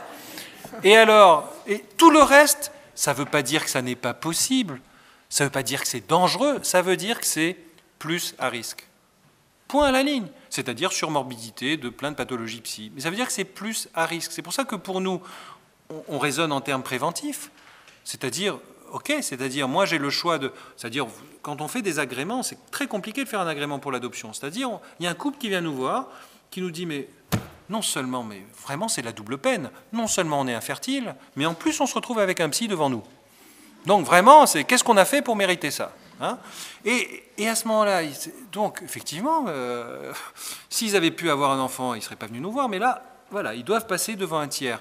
Ben nous, c'est extrêmement difficile de faire les agréments, mais quelle est la logique qu'on a? La logique qu'on a, ben, c'est pas compliqué, on s'identifie à un enfant qu'on serait avec ce couple-là. Et si on arrive à se dire, ok, ils sont aussi névrotiques que moi, tout va bien. C'est-à-dire, on ne veut pas mettre l'enfant dans une situation trop compliquée. On sait que, alors maintenant j'ai récupéré l'aphorisme de Churchill, c'est-à-dire pour moi, la famille est le pire des systèmes, à l'exception de tous les autres. Voilà. Oui, toute famille est à risque, c'est vrai, c'est compliqué, et parfois ça ne marche pas. Mais vous changez ce système-là, vous changez la configuration, vous tombez dans un système où c'est plus difficile, plus compliqué. Et qu'on arrête de banaliser. C'est vrai que les sociologues, certains sociologues, j'en ai beaucoup contre eux, parce qu'ils ont tout banalisé, multiparental, polyparental. Même ce terme de monoparental est un terme faux. Il y en a toujours un autre. Alors interrogeons-nous pourquoi ils disparaissent, c'est-à-dire en plus on est dans une société où on se plaint un tout petit peu du fait qu'il y a un petit problème de limite, il y a un petit problème de psychopathie par rapport aux enfants, il y a des gros problèmes qui se posent dans les banlieues. Est-ce qu'on s'interroge un tout petit peu sur justement cette place du père qui disparaît? Mais si effectivement on dit à toute la société entière, le père, il n'y en a plus besoin. Alors que comme dirait James Joyce, le père est un mal nécessaire. Je conclurai là-dessus. Mal avec un E. Non, sans E. Le père est un mal nécessaire. Merci beaucoup, docteur. En tout cas, tout n'est pas tranché en matière d'adoption et on espère que vous serez entendu. Alors, on va céder la parole maintenant au rabbin Élie Lemel. Je voudrais vous présenter en quelques mots. Élie Lemel, pour ceux qui ne vous connaîtraient pas encore, vous êtes directeur du site lamed.fr, vous êtes rédacteur en chef du journal Valeurs du judaïsme. Vous êtes également à la tête de l'association Lève, c'est dire que vous êtes certainement un homme de cœur. Vous connaissez bien la famille, vous dirigez la Maison de la Famille qui est un lieu d'écoute, un lieu d'accueil. Vous délivrez des conseils aux personnes en difficulté qui viennent vous voir. Un lieu qui s'agrandit, vous nous l'avez annoncé tout à l'heure, et qui se rapproche du lieu où nous sommes ici ce soir, puisque vous allez avoir plus de 1000 mètres carrés pour accueillir les personnes qui vous solliciteront et qui viendront vous confier leurs difficultés. Alors, la question est un brin provocatrice, mais quelle est la place de la religion, finalement, aujourd'hui, dans notre société? D'accord. Vous avez 2 minutes. Oui, non, j'ai eu 30 secondes. Je lui ai donné 30 secondes à la radio mardi, donc il a l'habitude. À la radio, j'ai eu 30 secondes, donc je vous remercie de ce bonus.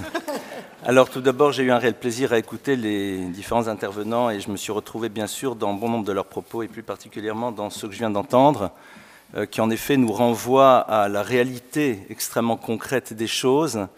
Et avant de rentrer dans votre question, dans votre sujet, je voudrais juste poser le problème du rapport à la loi. Et en effet, vous avez donné une définition passionnante et qui va aller complètement s'inscrire en faux avec la définition que le judaïsme en donne, c'est-à-dire d'une loi qui épouserait un petit peu les phénomènes de société, alors que la tradition juive nous dit que la loi, c'est un absolu qui a été posé à un moment et qui va servir comme point de référence autour duquel nous allons articuler notre propre histoire. La loi dont vous me parlez, quelque part, me fait penser à celui qui a toujours 100% aux échecs. C'est très simple. Alors, comment est-ce qu'on fait, pardonnez-moi, pas aux échecs, mais aux jeux de fléchettes? J'étais déjà ailleurs. Comment est-ce que vous avez 100 sans arrêt aux jeux de fléchettes? C'est très simple. Vous tirez la fléchette et après vous faites la cible. C'est-à-dire, je construis la loi autour d'une réalité et quelque part, et pardonnez-moi, je vais aller peut-être un peu loin, si la loi est censée définir les valeurs du bien et du mal, alors, au fond, où est la limite? Dans une société où nous avons des axes du bien et des axes du mal qui se désignent mutuellement. Et je pense que de manière ultime, il y a une problématique qui va bien au-delà du sujet qui est le nôtre. Alors, bien sûr, la loi, halakha, est quelque chose que l'on doit scruter et qui est là peut-être justement pour renvoyer l'individu à l'exigence qu'il est censé avoir par rapport à lui-même au niveau de son existence. Et je crois que c'est un point, en effet, qui n'est pas posé. Est-ce que cette loi, et donc ici la loi religieuse, est là juste pour imposer un modèle de fonctionnement? Et donc, bien sûr, celui-ci pourrait évoluer, et donc la loi devrait évoluer, ou elle est au contraire le lieu qui révèle ce que doit être l'humain? Arrêtons-nous justement sur la problématique du mariage, et voyons un petit peu le texte. Vous avez cité tout à l'heure un texte, le premier mariage de l'histoire. Vous savez que Adam était l'homme le plus heureux que l'humanité a compté pour 2 raisons. D'abord, il n'a pas eu le choix, il n'y en avait eu qu'une. Et puis en plus, il n'y a pas eu de belle-mère. Donc, qu'est-ce que le texte nous dit? Il y a un texte du Talmud dans le traité de Yebamot qui dit quelque chose de complètement fou. Où le Adam, le Matzah, Aezer Konegdo, dit le texte, et Dieu ne trouva pas pour l'homme, Aezer Konegdo, une aide contre lui. D'abord, définition surprenante du conjoint, Aezer, une aide Konegdo contre lui. C'est vrai que dans le judaïsme, on a l'habitude, pourquoi faire simple si on peut faire compliqué, mais néanmoins, pourquoi le texte nous le définit de cette manière? Alors les maîtres du Talmud nous disent, il n'a pas trouvé, serait-ce à dire qu'il aurait cherché? Et la réponse du Talmud dit oui. Dieu, en effet, a proposé à Adam de trouver dans le monde animal sa compagne. Alors bien sûr, c'est quand même curieux. Et Adam a exploré l'univers animal et n'a rien trouvé, alors à ce moment-là, eh bien, il a fallu créer la femme. Tout d'abord, il faut bien comprendre qu'à ce moment de l'histoire, le Adam n'est pas nécessairement l'homme dans sa dimension masculine, mais c'est l'humain dans sa définition globale. Le Maharal ainsi que d'autres vont nous ouvrir une fenêtre très simple. Le texte de la Torah, de la Bible, nous montre que la relation entre l'homme et la femme entre l'homme et l'animal, pardonnez-moi, est d'abord une relation totalement verticale. C'est-à-dire que l'animal est dépendant de l'humain. La Torah nous dit que l'homme devait d'abord accéder à cette conscience que la relation de conjugalité qui allait s'inscrire dans le mariage ne pouvait être que horizontale. C'est-à-dire un univers dans lequel il n'y aurait d'aucune manière une fonction de domination, car sinon c'est le principe même de l'histoire du mariage qui disparaît. Et donc à partir de cela, bien sûr, la loi va mettre cela en pratique et va bien montrer que l'univers du mariage, c'est avant tout deux devoirs qui se rencontrent. La notion du droit n'est pas présente dans l'univers du couple. Nous n'avons aucun droit, nous avons des devoirs. Comme j'ai un devoir et qu'il se trouve que l'autre a aussi un devoir, si chacun d'entre nous assume son devoir vis-à-vis de l'autre, alors il y a une histoire qui se crée, une histoire d'amour. Et ce qui est très intéressant, c'est de voir que justement, le droit, la halakha, la loi, va nous obliger à repenser ce que doit être le couple et comment il doit se construire. Si on regarde le texte, il nous dit à un moment très curieux quels sont les devoirs de l'homme vis-à-vis de son épouse. Vous savez à quel moment on en parle? On en parle dans l'histoire de ce qu'on appelle Amma ha-Ivriya. Amma ha-Ivriya, c'est quoi? C'est l'histoire donc d'une petite fille que les parents ne peuvent assumer. Et donc, ils décident de la placer comme servante quelque part. Et le texte nous dit que dès le moment où cette petite fille devient pubère, eh bien, à ce moment-là, elle ne peut plus occuper sa fonction à l'intérieur de cette famille.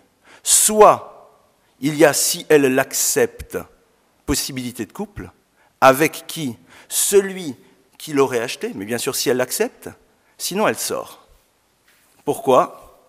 On voit déjà ici quels sont les enjeux que l'on va retrouver malheureusement dans les sociétés qui sont les nôtres. C'est-à-dire, à partir du moment où elle est pubère, elle s'inscrit en tant que femme, mais elle est dépendante de quelqu'un. Quelle est la suite?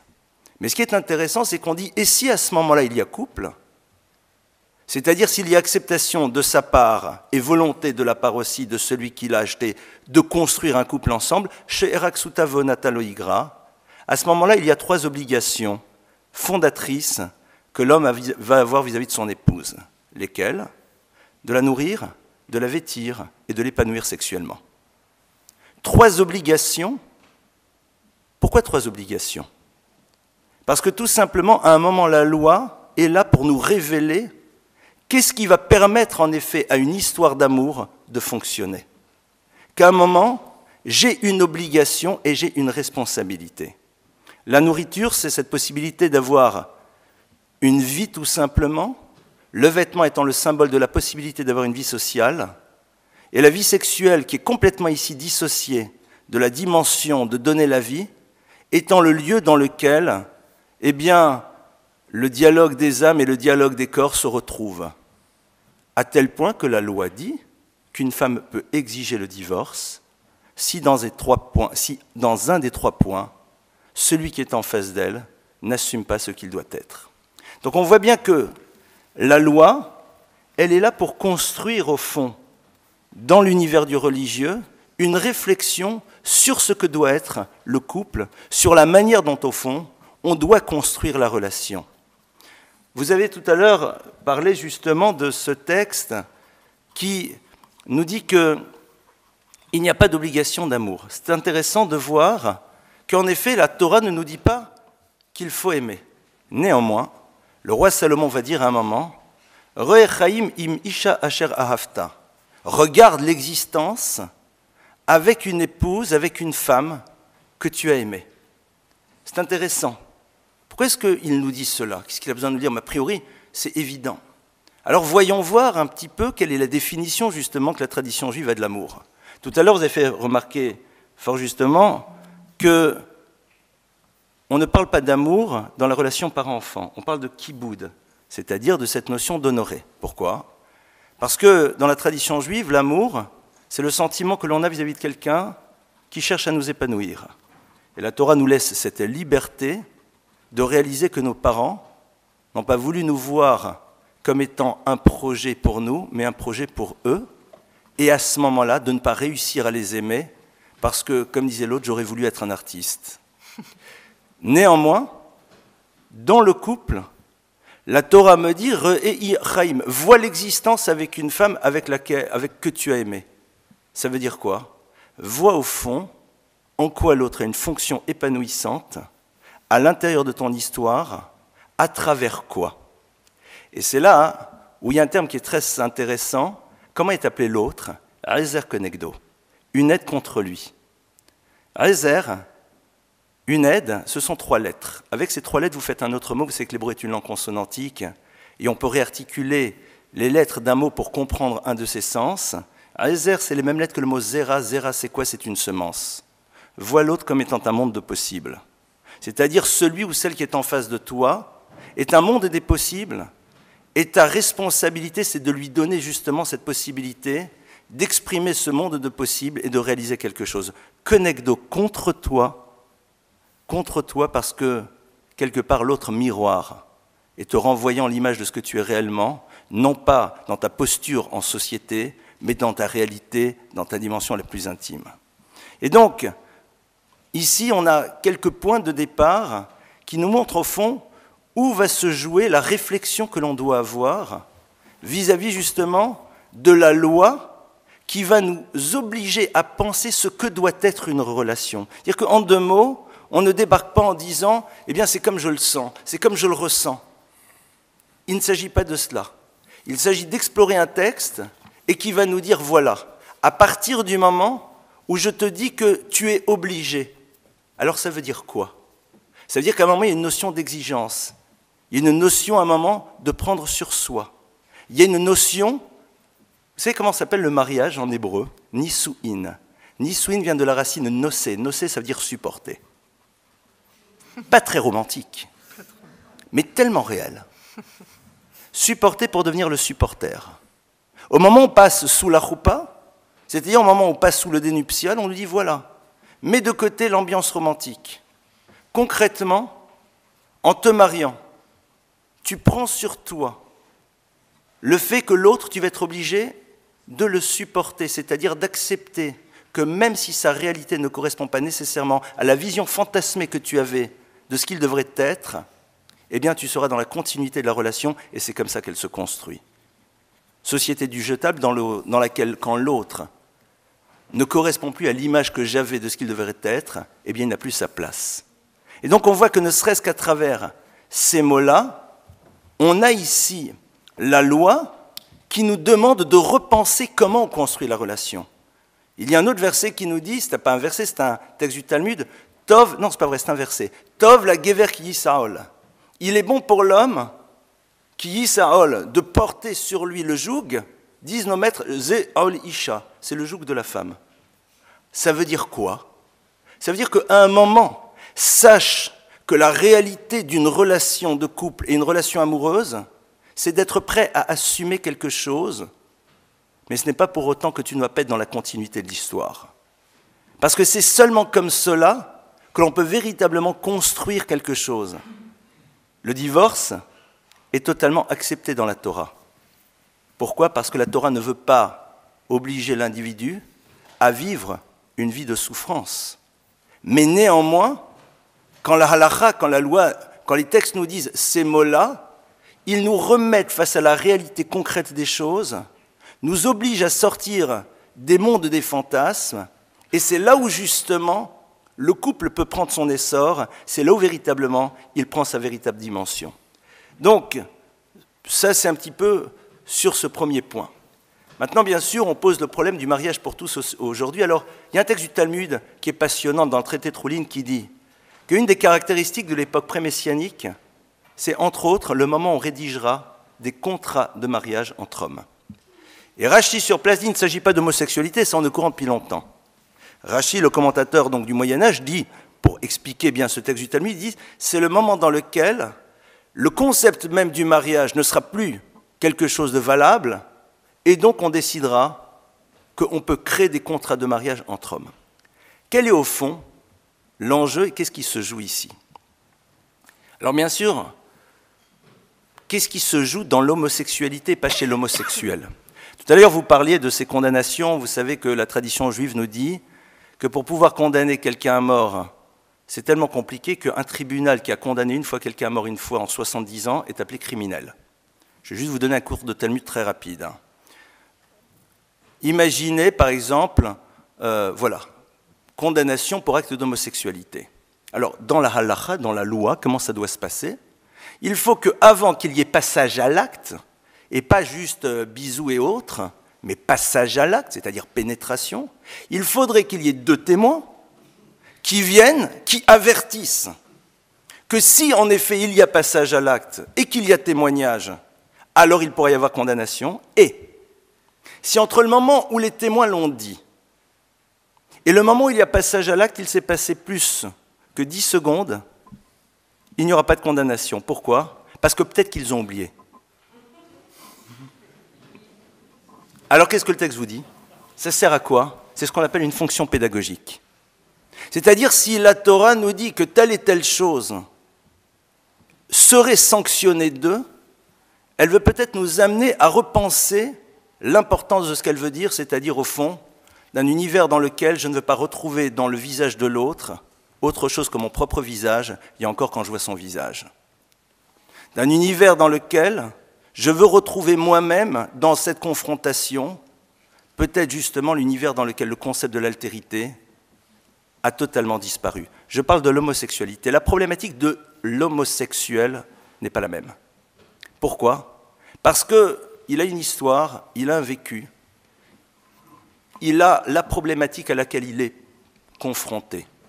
Seulement pour avoir été moi-même face à des personnes qui même sont issues de milieux pratiquants et qui sont en effet confrontées à cette tendance et à ce désir, la seule chose que je peux leur dire, c'est que la Torah condamne ce qu'ils font, mais pas nécessairement ce qu'ils sont. Et deuxièmement, la conscience qu'ils ont d'une difficulté, c'est peut-être pour eux une proposition de faire un travail qui leur permettra de grandir. Après débat dans l'univers des psys et dirigeant une structure dans laquelle j'ai un certain nombre de thérapeutes avec lesquels je travaille au quotidien, et j'ai le bonheur aussi que cette maison de la famille soit supervisée par Seguirch, qui est aujourd'hui un petit peu un des vétérans de l'univers, et surtout en thérapie familiale, eh bien, il y a peut-être un travail à faire. La loi ici religieuse n'est pas là pour condamner, elle est là pour renseigner l'individu sur ce que l'on attend de lui, et à partir de là, lui proposer éventuellement de construire une démarche personnelle. Bien sûr, dans un monde dans lequel la notion de cadre, de limite, d'exigence, que je me construis par rapport à moi-même, et non pas que la société m'oblige à mettre en place, c'est un discours qui est difficilement entendable. Mais quelque part, je crois que c'est ici l'enjeu. Vous parliez tout à l'heure, M. Lévy-Soussan, de problème des enfants qui sont un petit peu chosifiés aujourd'hui. On fait un bébé, c'est-à-dire que d'un enfant qui est là et qui est comme un élément qui va me permettre de vivre ce que j'ai envie. Et donc à partir de là, il n'est là que dans une fonction. Pour la Torah, c'est exactement le contraire. La loi qui nous lie à l'enfant, c'est la loi dans laquelle nous avons une obligation vis-à-vis de lui donner les moyens de s'épanouir. C'est ça ce que la loi va me dire. L'enfant ne m'appartient absolument pas. Je ne le possède pas. Il est celui qui m'a été confié, vis-à-vis duquel j'ai une responsabilité. Et il m'a été confié parce qu'au niveau purement biologique, je lui ai donné vie avec celle que j'aime, ou alors il m'a été confié parce que l'histoire a fait que cet enfant se retrouve chez moi. Mais c'est exactement le même principe. Et je me rappelle un jour d'un enfant qui me disait, c'est plus un enfant, un adulte qui me disait, mais quand mes parents m'ont abandonné au fond, quelque part ils ne voulaient pas de moi. Et je lui ai dit, mais tu sais, dans la tradition juive, on dit qu'il y a 3 associés dans la conception d'un enfant. Le 3e, le divin, voulait de toi. La preuve, c'est que tu es ici. Et quelque part, il y a en effet quelque chose d'autre qui a amené cet enfant à pouvoir être là. Et la loi va me dire, lorsqu'il se retrouve chez toi, même si tu n'es pas celui qui lui a donné la vie, tu as des obligations par rapport à lui qui sont à l'identique de celles qu'auraient eu ses parents biologiques. C'est cela qu'il va devoir percevoir. Et je réinsiste à nouveau là-dessus. Dans la tradition juive, la loi est là pour m'interpeller et pour m'obliger à repenser la relation que je dois avoir aux choses, même si en effet c'est bouleversant, quelque part c'est là où véritablement nous construisons notre grandeur. Alors, il y aurait beaucoup de choses à dire, mais comme on pense qu'on aura beaucoup de questions à se poser les uns les autres, donc c'est la raison pour laquelle j'arrête ici mon propos, et bien sûr maintenant on va peut-être passer au débat.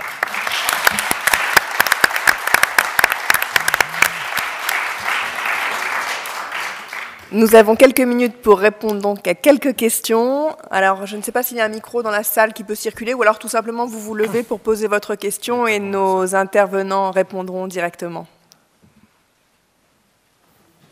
Monsieur ?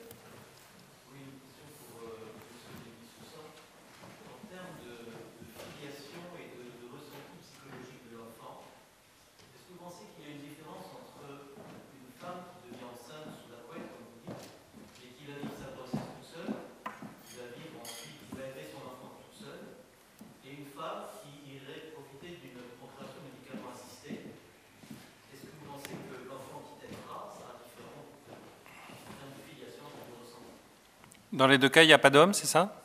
D'accord. Alors, question intéressante. Alors, pour moi, la réponse est oui, il y a une différence. La différence, donc, pour ceux qui n'ont pas compris la question, c'est, parce que moi j'ai mis du temps pour comprendre, hein, c'est-à-dire, dans un cas, c'est une femme qui fait un bébé toute seule, on en avait parlé, donc avec sans qu'il y ait reconnaissance, donc ça veut dire sans reconnaissance de paternité, c'est-à-dire, il y a une histoire avec un homme, elle n'a pas voulu d'homme en tant que père, mais elle a eu une histoire avec un homme qu'elle n'a pas mis dans une position de père et que la loi lui a permis de ne pas mettre dans cette position. Donc la place de l'autre est une place qui existe par la négative. D'accord? Donc c'est une histoire de vie compliquée, mais cette place de cet homme où elle n'a pas voulu de père pour cet enfant est une place qu'elle assume en tant que telle, et la négativité de cette place est importante pour la construction de l'histoire pour l'enfant. Ça ne sera pas une histoire facile, mais elle devra assumer cette place vacante, elle devra l'assumer par rapport à l'enfant, comme quoi elle a rencontré un homme et ne l'a pas mis dans une place. Dans la grande majorité des cas, c'est l'homme qui est parti. C'est pas la situation d'une négation. Je généralise. Soit l'homme est parti, soit... Oui, mais il est parti, il n'a pas reconnu l'enfant. Donc c'est pour ça que je généralise avec justement, soit il est parti de son fait, soit elle n'a pas voulu qu'il le reconnaisse. En tout cas, il n'y a pas eu de reconnaissance. Donc il y a eu une histoire avec un homme sans qu'il y ait un cadre, avec un cadre juridique qui a dit qu'il n'y a pas eu de reconnaissance. D'accord? Donc tout ça, c'est une histoire de vie complexe, compliquée, mais sur un plan filiatif, cet homme a existé dans le cadre d'un rapport, mais le cadre juridique a défini cette place comme il n'y a pas eu de reconnaissance. Mais tout cela est dissible et crédible pour l'enfant. C'est une histoire compliquée, pas facile. Même s'il est parti, je peux parler de cet homme qui est parti à mon fils, je peux lui dire tout ça. C'est une histoire tout à fait... ça fait partie des histoires de vie classiques. Pour moi, donc, difficile, douloureuse et compliquée. Sur le plan pédopsie, il y a une surmorbidité de tous les enfants, justement issus de cela, par rapport aux autres. Mais ce n'est pas la question. Je différencie cette histoire d'une femme qui fait appel à la science pour cela. Pourquoi? Parce que dans ce cas-là, il n'y a même pas l'ombre du père. Il n'y en a pas. C'est-à-dire que là c'est même pas une vacance, c'est même pas une place vacance. C'est même pas une négation, c'est-à-dire il n'y en a pas. C'est-à-dire je prends j'utilise la science, j'utilise non pas mon histoire, non pas une rencontre, aussi difficile et douloureuse soit-elle, je n'utilise plus ce cadre de vie de l'histoire, j'utilise la science pour me passer de l'autre et pour mettre l'enfant délibérément, scientifiquement, dans une position où la question du père ne s'est même pas posée. Et pour moi, sur le plan de ce que l'on raconte à un enfant, c'est complètement différent. Et pour avoir rencontré ces femmes-là, qui sont allées, on appelle le terme bébé Thalys et aussi bébé Gaspacho, enfin je sais pas, celles qui vont en Espagne, Je vous garantis que ce ne sont pas les mêmes qui ont ces histoires de vie compliquées avec un homme et ensuite se retrouvent toutes seules, de celles qui décident d'utiliser la science pour éviter sciemment une rencontre avec autrui. Et pour moi, ce n'est pas la même chose. C'est-à-dire, dans un cas, ce sont des célibataires circonstanciels, si je puis dire. Dans d'autres cas, c'est ce que j'appelle des célibataires professionnels, structurels. C'est-à-dire, dans ma vie, je ne veux pas d'homme. Et c'est pour ça que pour moi, le risque de l'ouverture, c'est-à-dire si on parle des PMA, etc., c'est-à-dire pour moi, le risque de l'ouverture des PMA, c'est tout simplement de permettre enfin aux femmes de se passer de l'homme. Juste un petit pourcentage. En Israël, vous savez quel est le pourcentage de couples qui ont recours au PMA par rapport aux femmes seules? 85% de femmes seules, homosexuelles ou pas homosexuelles. Pour moi, ça dépasse le cadre de la sexualité. C'est-à-dire, on leur permet enfin de se passer du côté, comme vous l'avez extrêmement bien décrit, du côté insupportable de la rencontre avec l'autre, qui fait que la relation, c'est compliqué, c'est difficile, mais grâce à l'autre, je peux arriver à une transcendance que je n'aurais pas eu tout seul. Là, grâce à la science, je vous permets de vous passer de cette existence de limite que l'on a à l'autre. Donc bien sûr, pour moi, ce ne sont pas les mêmes histoires, ce ne sont pas les mêmes relations à l'enfant, et c'est un problème effectivement radicalement différent. Il faudra encore toute une soirée pour expliquer pourquoi en Israël, la PMA et la GPA sont déjà autorisées, mais je crois qu'on ne va pas lancer un nouveau débat ce soir. Est-ce qu'il y a une autre question, parce qu'après nous devrons libérer la salle? Je vous en prie, madame.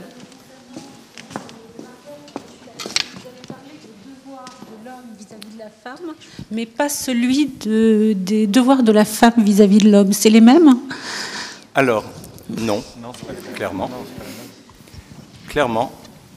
Clairement, la Torah ne donne pas à la femme les mêmes obligations, et j'ose espérer, ça va très loin. Une femme a la liberté de dire à son conjoint « Eni nizoni deveni osa », ce qui veut dire « Tu ne me donnes pas de nourriture, c'est-à-dire en deux mots, je m'assume économiquement et tu te débrouilles pour gérer la maison. » Traduction, on considère que l'obligation, entre guillemets, que la femme aurait de faire en telle sorte que le foyer existe, n'est là que parce que le mari assume ses obligations vis-à-vis d'elle, de lui donner la possibilité d'exister. C'est très intéressant. C'est-à-dire, à un moment, les chachamim, les maîtres du Talmud, ont bien compris qu'il fallait qu'une femme dans sa tête se sente libre de prendre son indépendance pour pouvoir mieux assumer la réalité qui lui était proposée. Si en effet, sa centralité à l'intérieur de la maison était quelque chose qu'elle ne peut abandonner d'aucune manière, c'est quelque chose qui ne peut être épanouissant et qui peut être vécu comme une forme de pesanteur. Lorsque le texte nous dit qu'elle a cette liberté de se défaire de cette obligation, elle l'amène à repenser au bonheur de l'assumer, et c'est là où en effet sa place, c'est ce qu'on appelle d'ailleurs dans le texte, Akeret Habayit, la poutre centrale qui soutient la maison, c'est-à-dire celle qui est capable de faire en telle sorte que l'univers de la maison puisse exister, mais avec cette liberté de pouvoir à un moment se défaire des obligations ménagères en disant, au fond, mon indépendance économique me donne cette liberté. Quelque part, on est en train de nous dire que ce qui donne de la valeur à un oui, c'est la possibilité de dire non. Cette possibilité de pouvoir s'extraire va faire qu'elle verra les choses de manière différente, et donc à ce moment-là, ça sera totalement autre. Intéressant de voir que, par exemple, au niveau de la sexualité, elle n'a aucune obligation vis-à-vis de son mari de l'épanouir. Pourquoi ? Parce que les Chachamim nous disent que le plaisir masculin est avant tout mécanique. Au passage, c'est passionnant. Parce qu'on nous renvoie ici à une réflexion beaucoup plus globale sur l'univers du plaisir qui se construit à travers la réalisation du fantasme. C'est intéressant de voir que, voilà, pourquoi est-ce qu'on ne nous dit pas elle a l'obligation? Parce que dans ce cas-là, pardonne-moi, mais mécaniquement parlant, pour l'homme, généralement, ça se passe. Alors ça veut dire quoi, j'ai une obligation? Excuse-moi, tu fais ton job et puis tout ira bien. Ça veut dire que derrière, on dit attention, on pourrait pénétrer un univers dans lequel on ne connaît pas la limite. Voilà un petit peu déjà un ou deux points. Bien sûr, après, donner un cours sur le mariage, ça prendrait un peu plus de temps et là, on va fermer la salle. Et voilà, ça serait le point de départ. Une dernière question, ou alors nous allons clôturer. Nous allons donc... oui. Je vais pas pouvoir m'empêcher de la poser. C'est une question que je voudrais poser à Brigitte Rosen. En fait, il y a quelque temps, je vais pas le situer dans le temps parce que j'ai pas la connaissance, mais c'était pas il y a si longtemps. Moi, je pense à Verlaine, mais il n'y a pas si longtemps, l'homosexualité était punie par la loi. C'est-à-dire que la loi considérait eh bien, que quelqu'un qui était homosexuel devait être puni. Je ne sais pas s'il allait en prison, je ne connais pas les peines, mais enfin c'était une peine. Donc loi et religion, politique et religion allaient de pair. Tout le monde était d'accord. La religion, entre guillemets, punissait l'homosexualité comme la loi. Et puis le temps passe, visiblement les notions de bien et de mal évoluent, dans la loi en tout cas, puisque aujourd'hui on parle de mariage pour tous, pour ne pas dire mariage gay, mariage homosexuel, puisque c'est de ça dont il est question. Donc aujourd'hui, il y a un décalage entre le religieux qui est resté sur sa position et la loi qui, comme vous le disiez fort justement, suit la société. Est-ce que ça veut dire qu'on se dirige aujourd'hui vers une société qui laisse la suprématie à la loi et qui renvoie finalement la religion dans l'oikos, dans la maison? On reproche tout type. Dès qu'on parle de religion, on parle souvent de communautarisme, et je ne suis pas certaine que ce soit un compliment dans ceux qui disent cela. Je me suis permis de dire à monsieur le rabbin que je trouvais que ce qu'il nous disait était définitivement bien plus élevé que le code civil et que ce qu'il en sort ou ce qui est voté. C'est tellement passionnant de l'écouter, de voir que d'une notion sur le rôle de la femme, pour la question qui était posée, on arrive à un véritable questionnement sur la vie, sur le rôle de chacun, à une véritable philosophie. Pour répondre à votre question, je crois effectivement que la loi s'éloigne de la réflexion. C'est pour cela que tout à l'heure je disais qu'à propos du mariage dit pour tous, on pouvait craindre, et c'est peut-être pour ça qu'il y a eu des réactions aussi épidermiques et aussi peut-être exacerbées et trop fortes dans un sens comme dans l'autre. On peut se demander s'il y a cette véritable réflexion, s'il y a un véritable débat. Je n'ai pas de réponse figée, mais je suis dans un très très grand questionnement. Je regrette ce que j'appelle souvent, mon mari est là, il sait que je le dis presque tous les jours, quand on écoute les informations, parce qu'on s'intéresse à la vie de la société, je regrette l'immédiateté, et puis hop, on a oublié. Voilà. On pose à peine un problème, il fait des grands...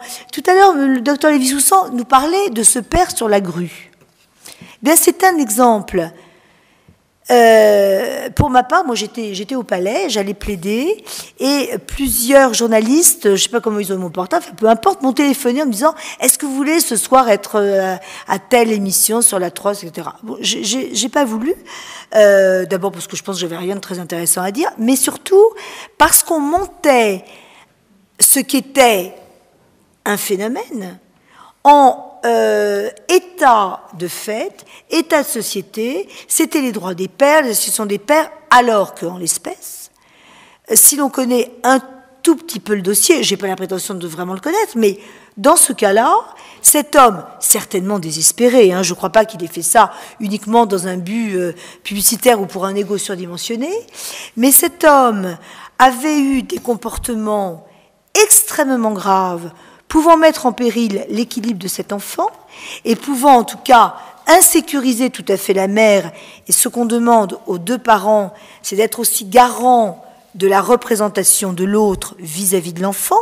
On retrouve toujours ce concept dont le docteur Lévy-Soussan nous parlait, dont monsieur le rabbin nous parlait, du droit de l'enfant et du droit à l'enfant.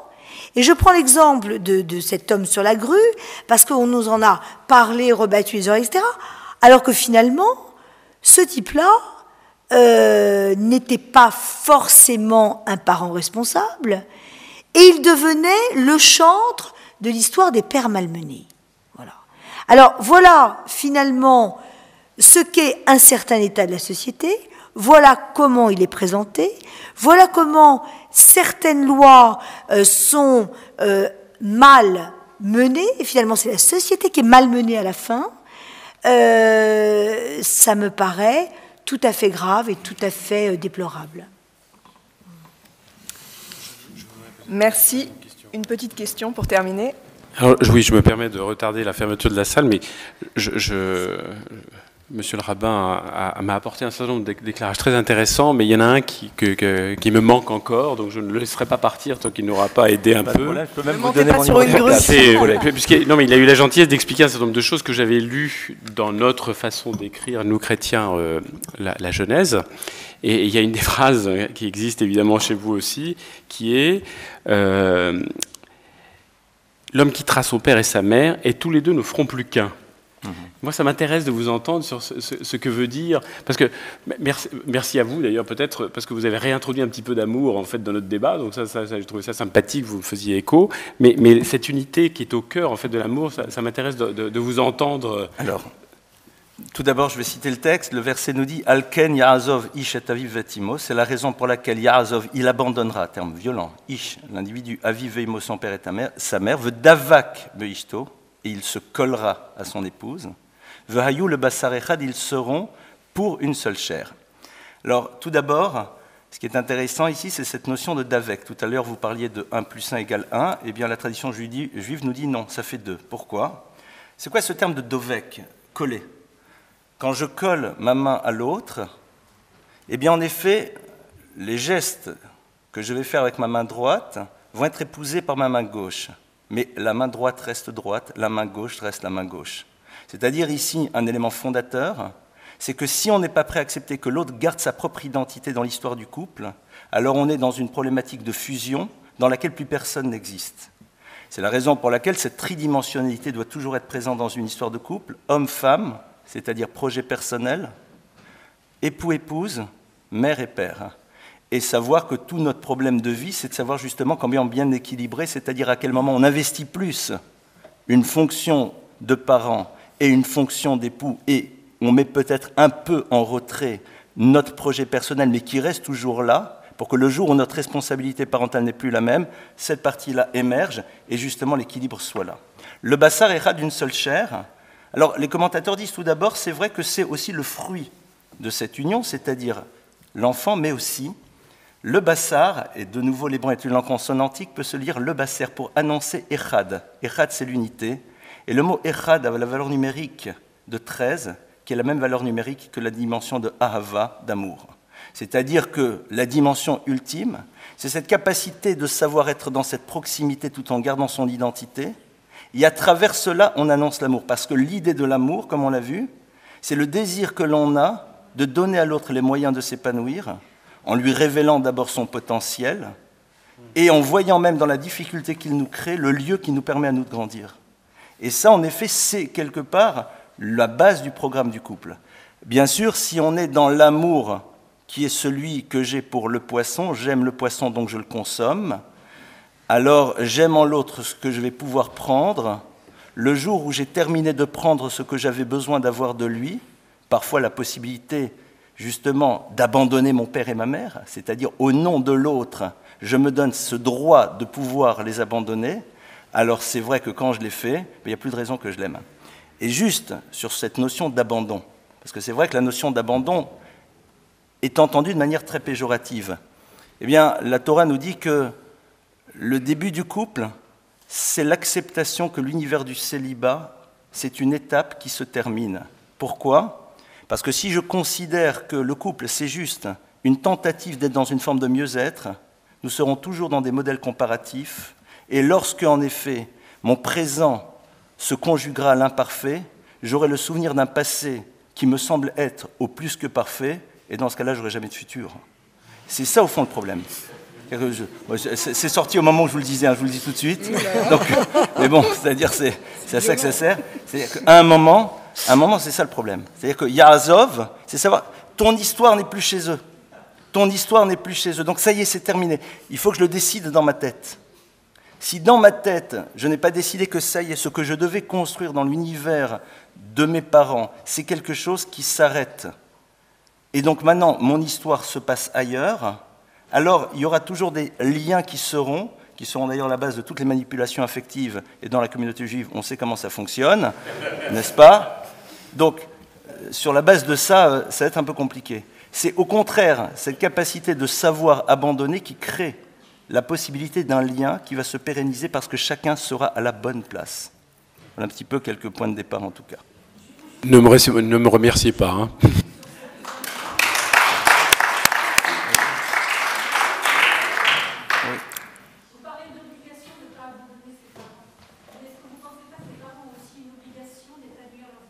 Mais épanouir son enfant, et je pense que M. Lévy-Soussan sera bien d'accord avec moi, c'est lui donner les moyens d'exister dans ce qu'il peut être en lui révélant d'abord son potentiel. Si vous dites à un enfant, avec le potentiel que tu as, tu me ramènes que 12 en maths, c'est pas ça aussi l'aider à se construire. C'est lui donner les moyens. C'est en 2 mots être prêt à accepter la blessure narcissique qu'il créera le jour où il ne véhiculera pas l'image que j'ai envie d'avoir de moi à travers lui. Donc c'est d'abord me construire. Mais c'est évident. Mais l'abandon n'est pas bien sûr les laisser sur le côté. C'est pour ça qu'on a l'obligation du Kibbout Avem du respect des parents par ailleurs.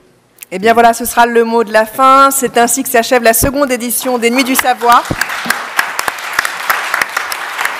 Je remercie chaleureusement les intervenants pour la qualité de leurs exposés. Merci à la direction culturelle du Fonds social juif unifié, à Madame Sbéraud, à Paul-Henriette Lévy, à Fabienne Cohen-Salmon et au Collège des Bernardins. Et à l'année prochaine.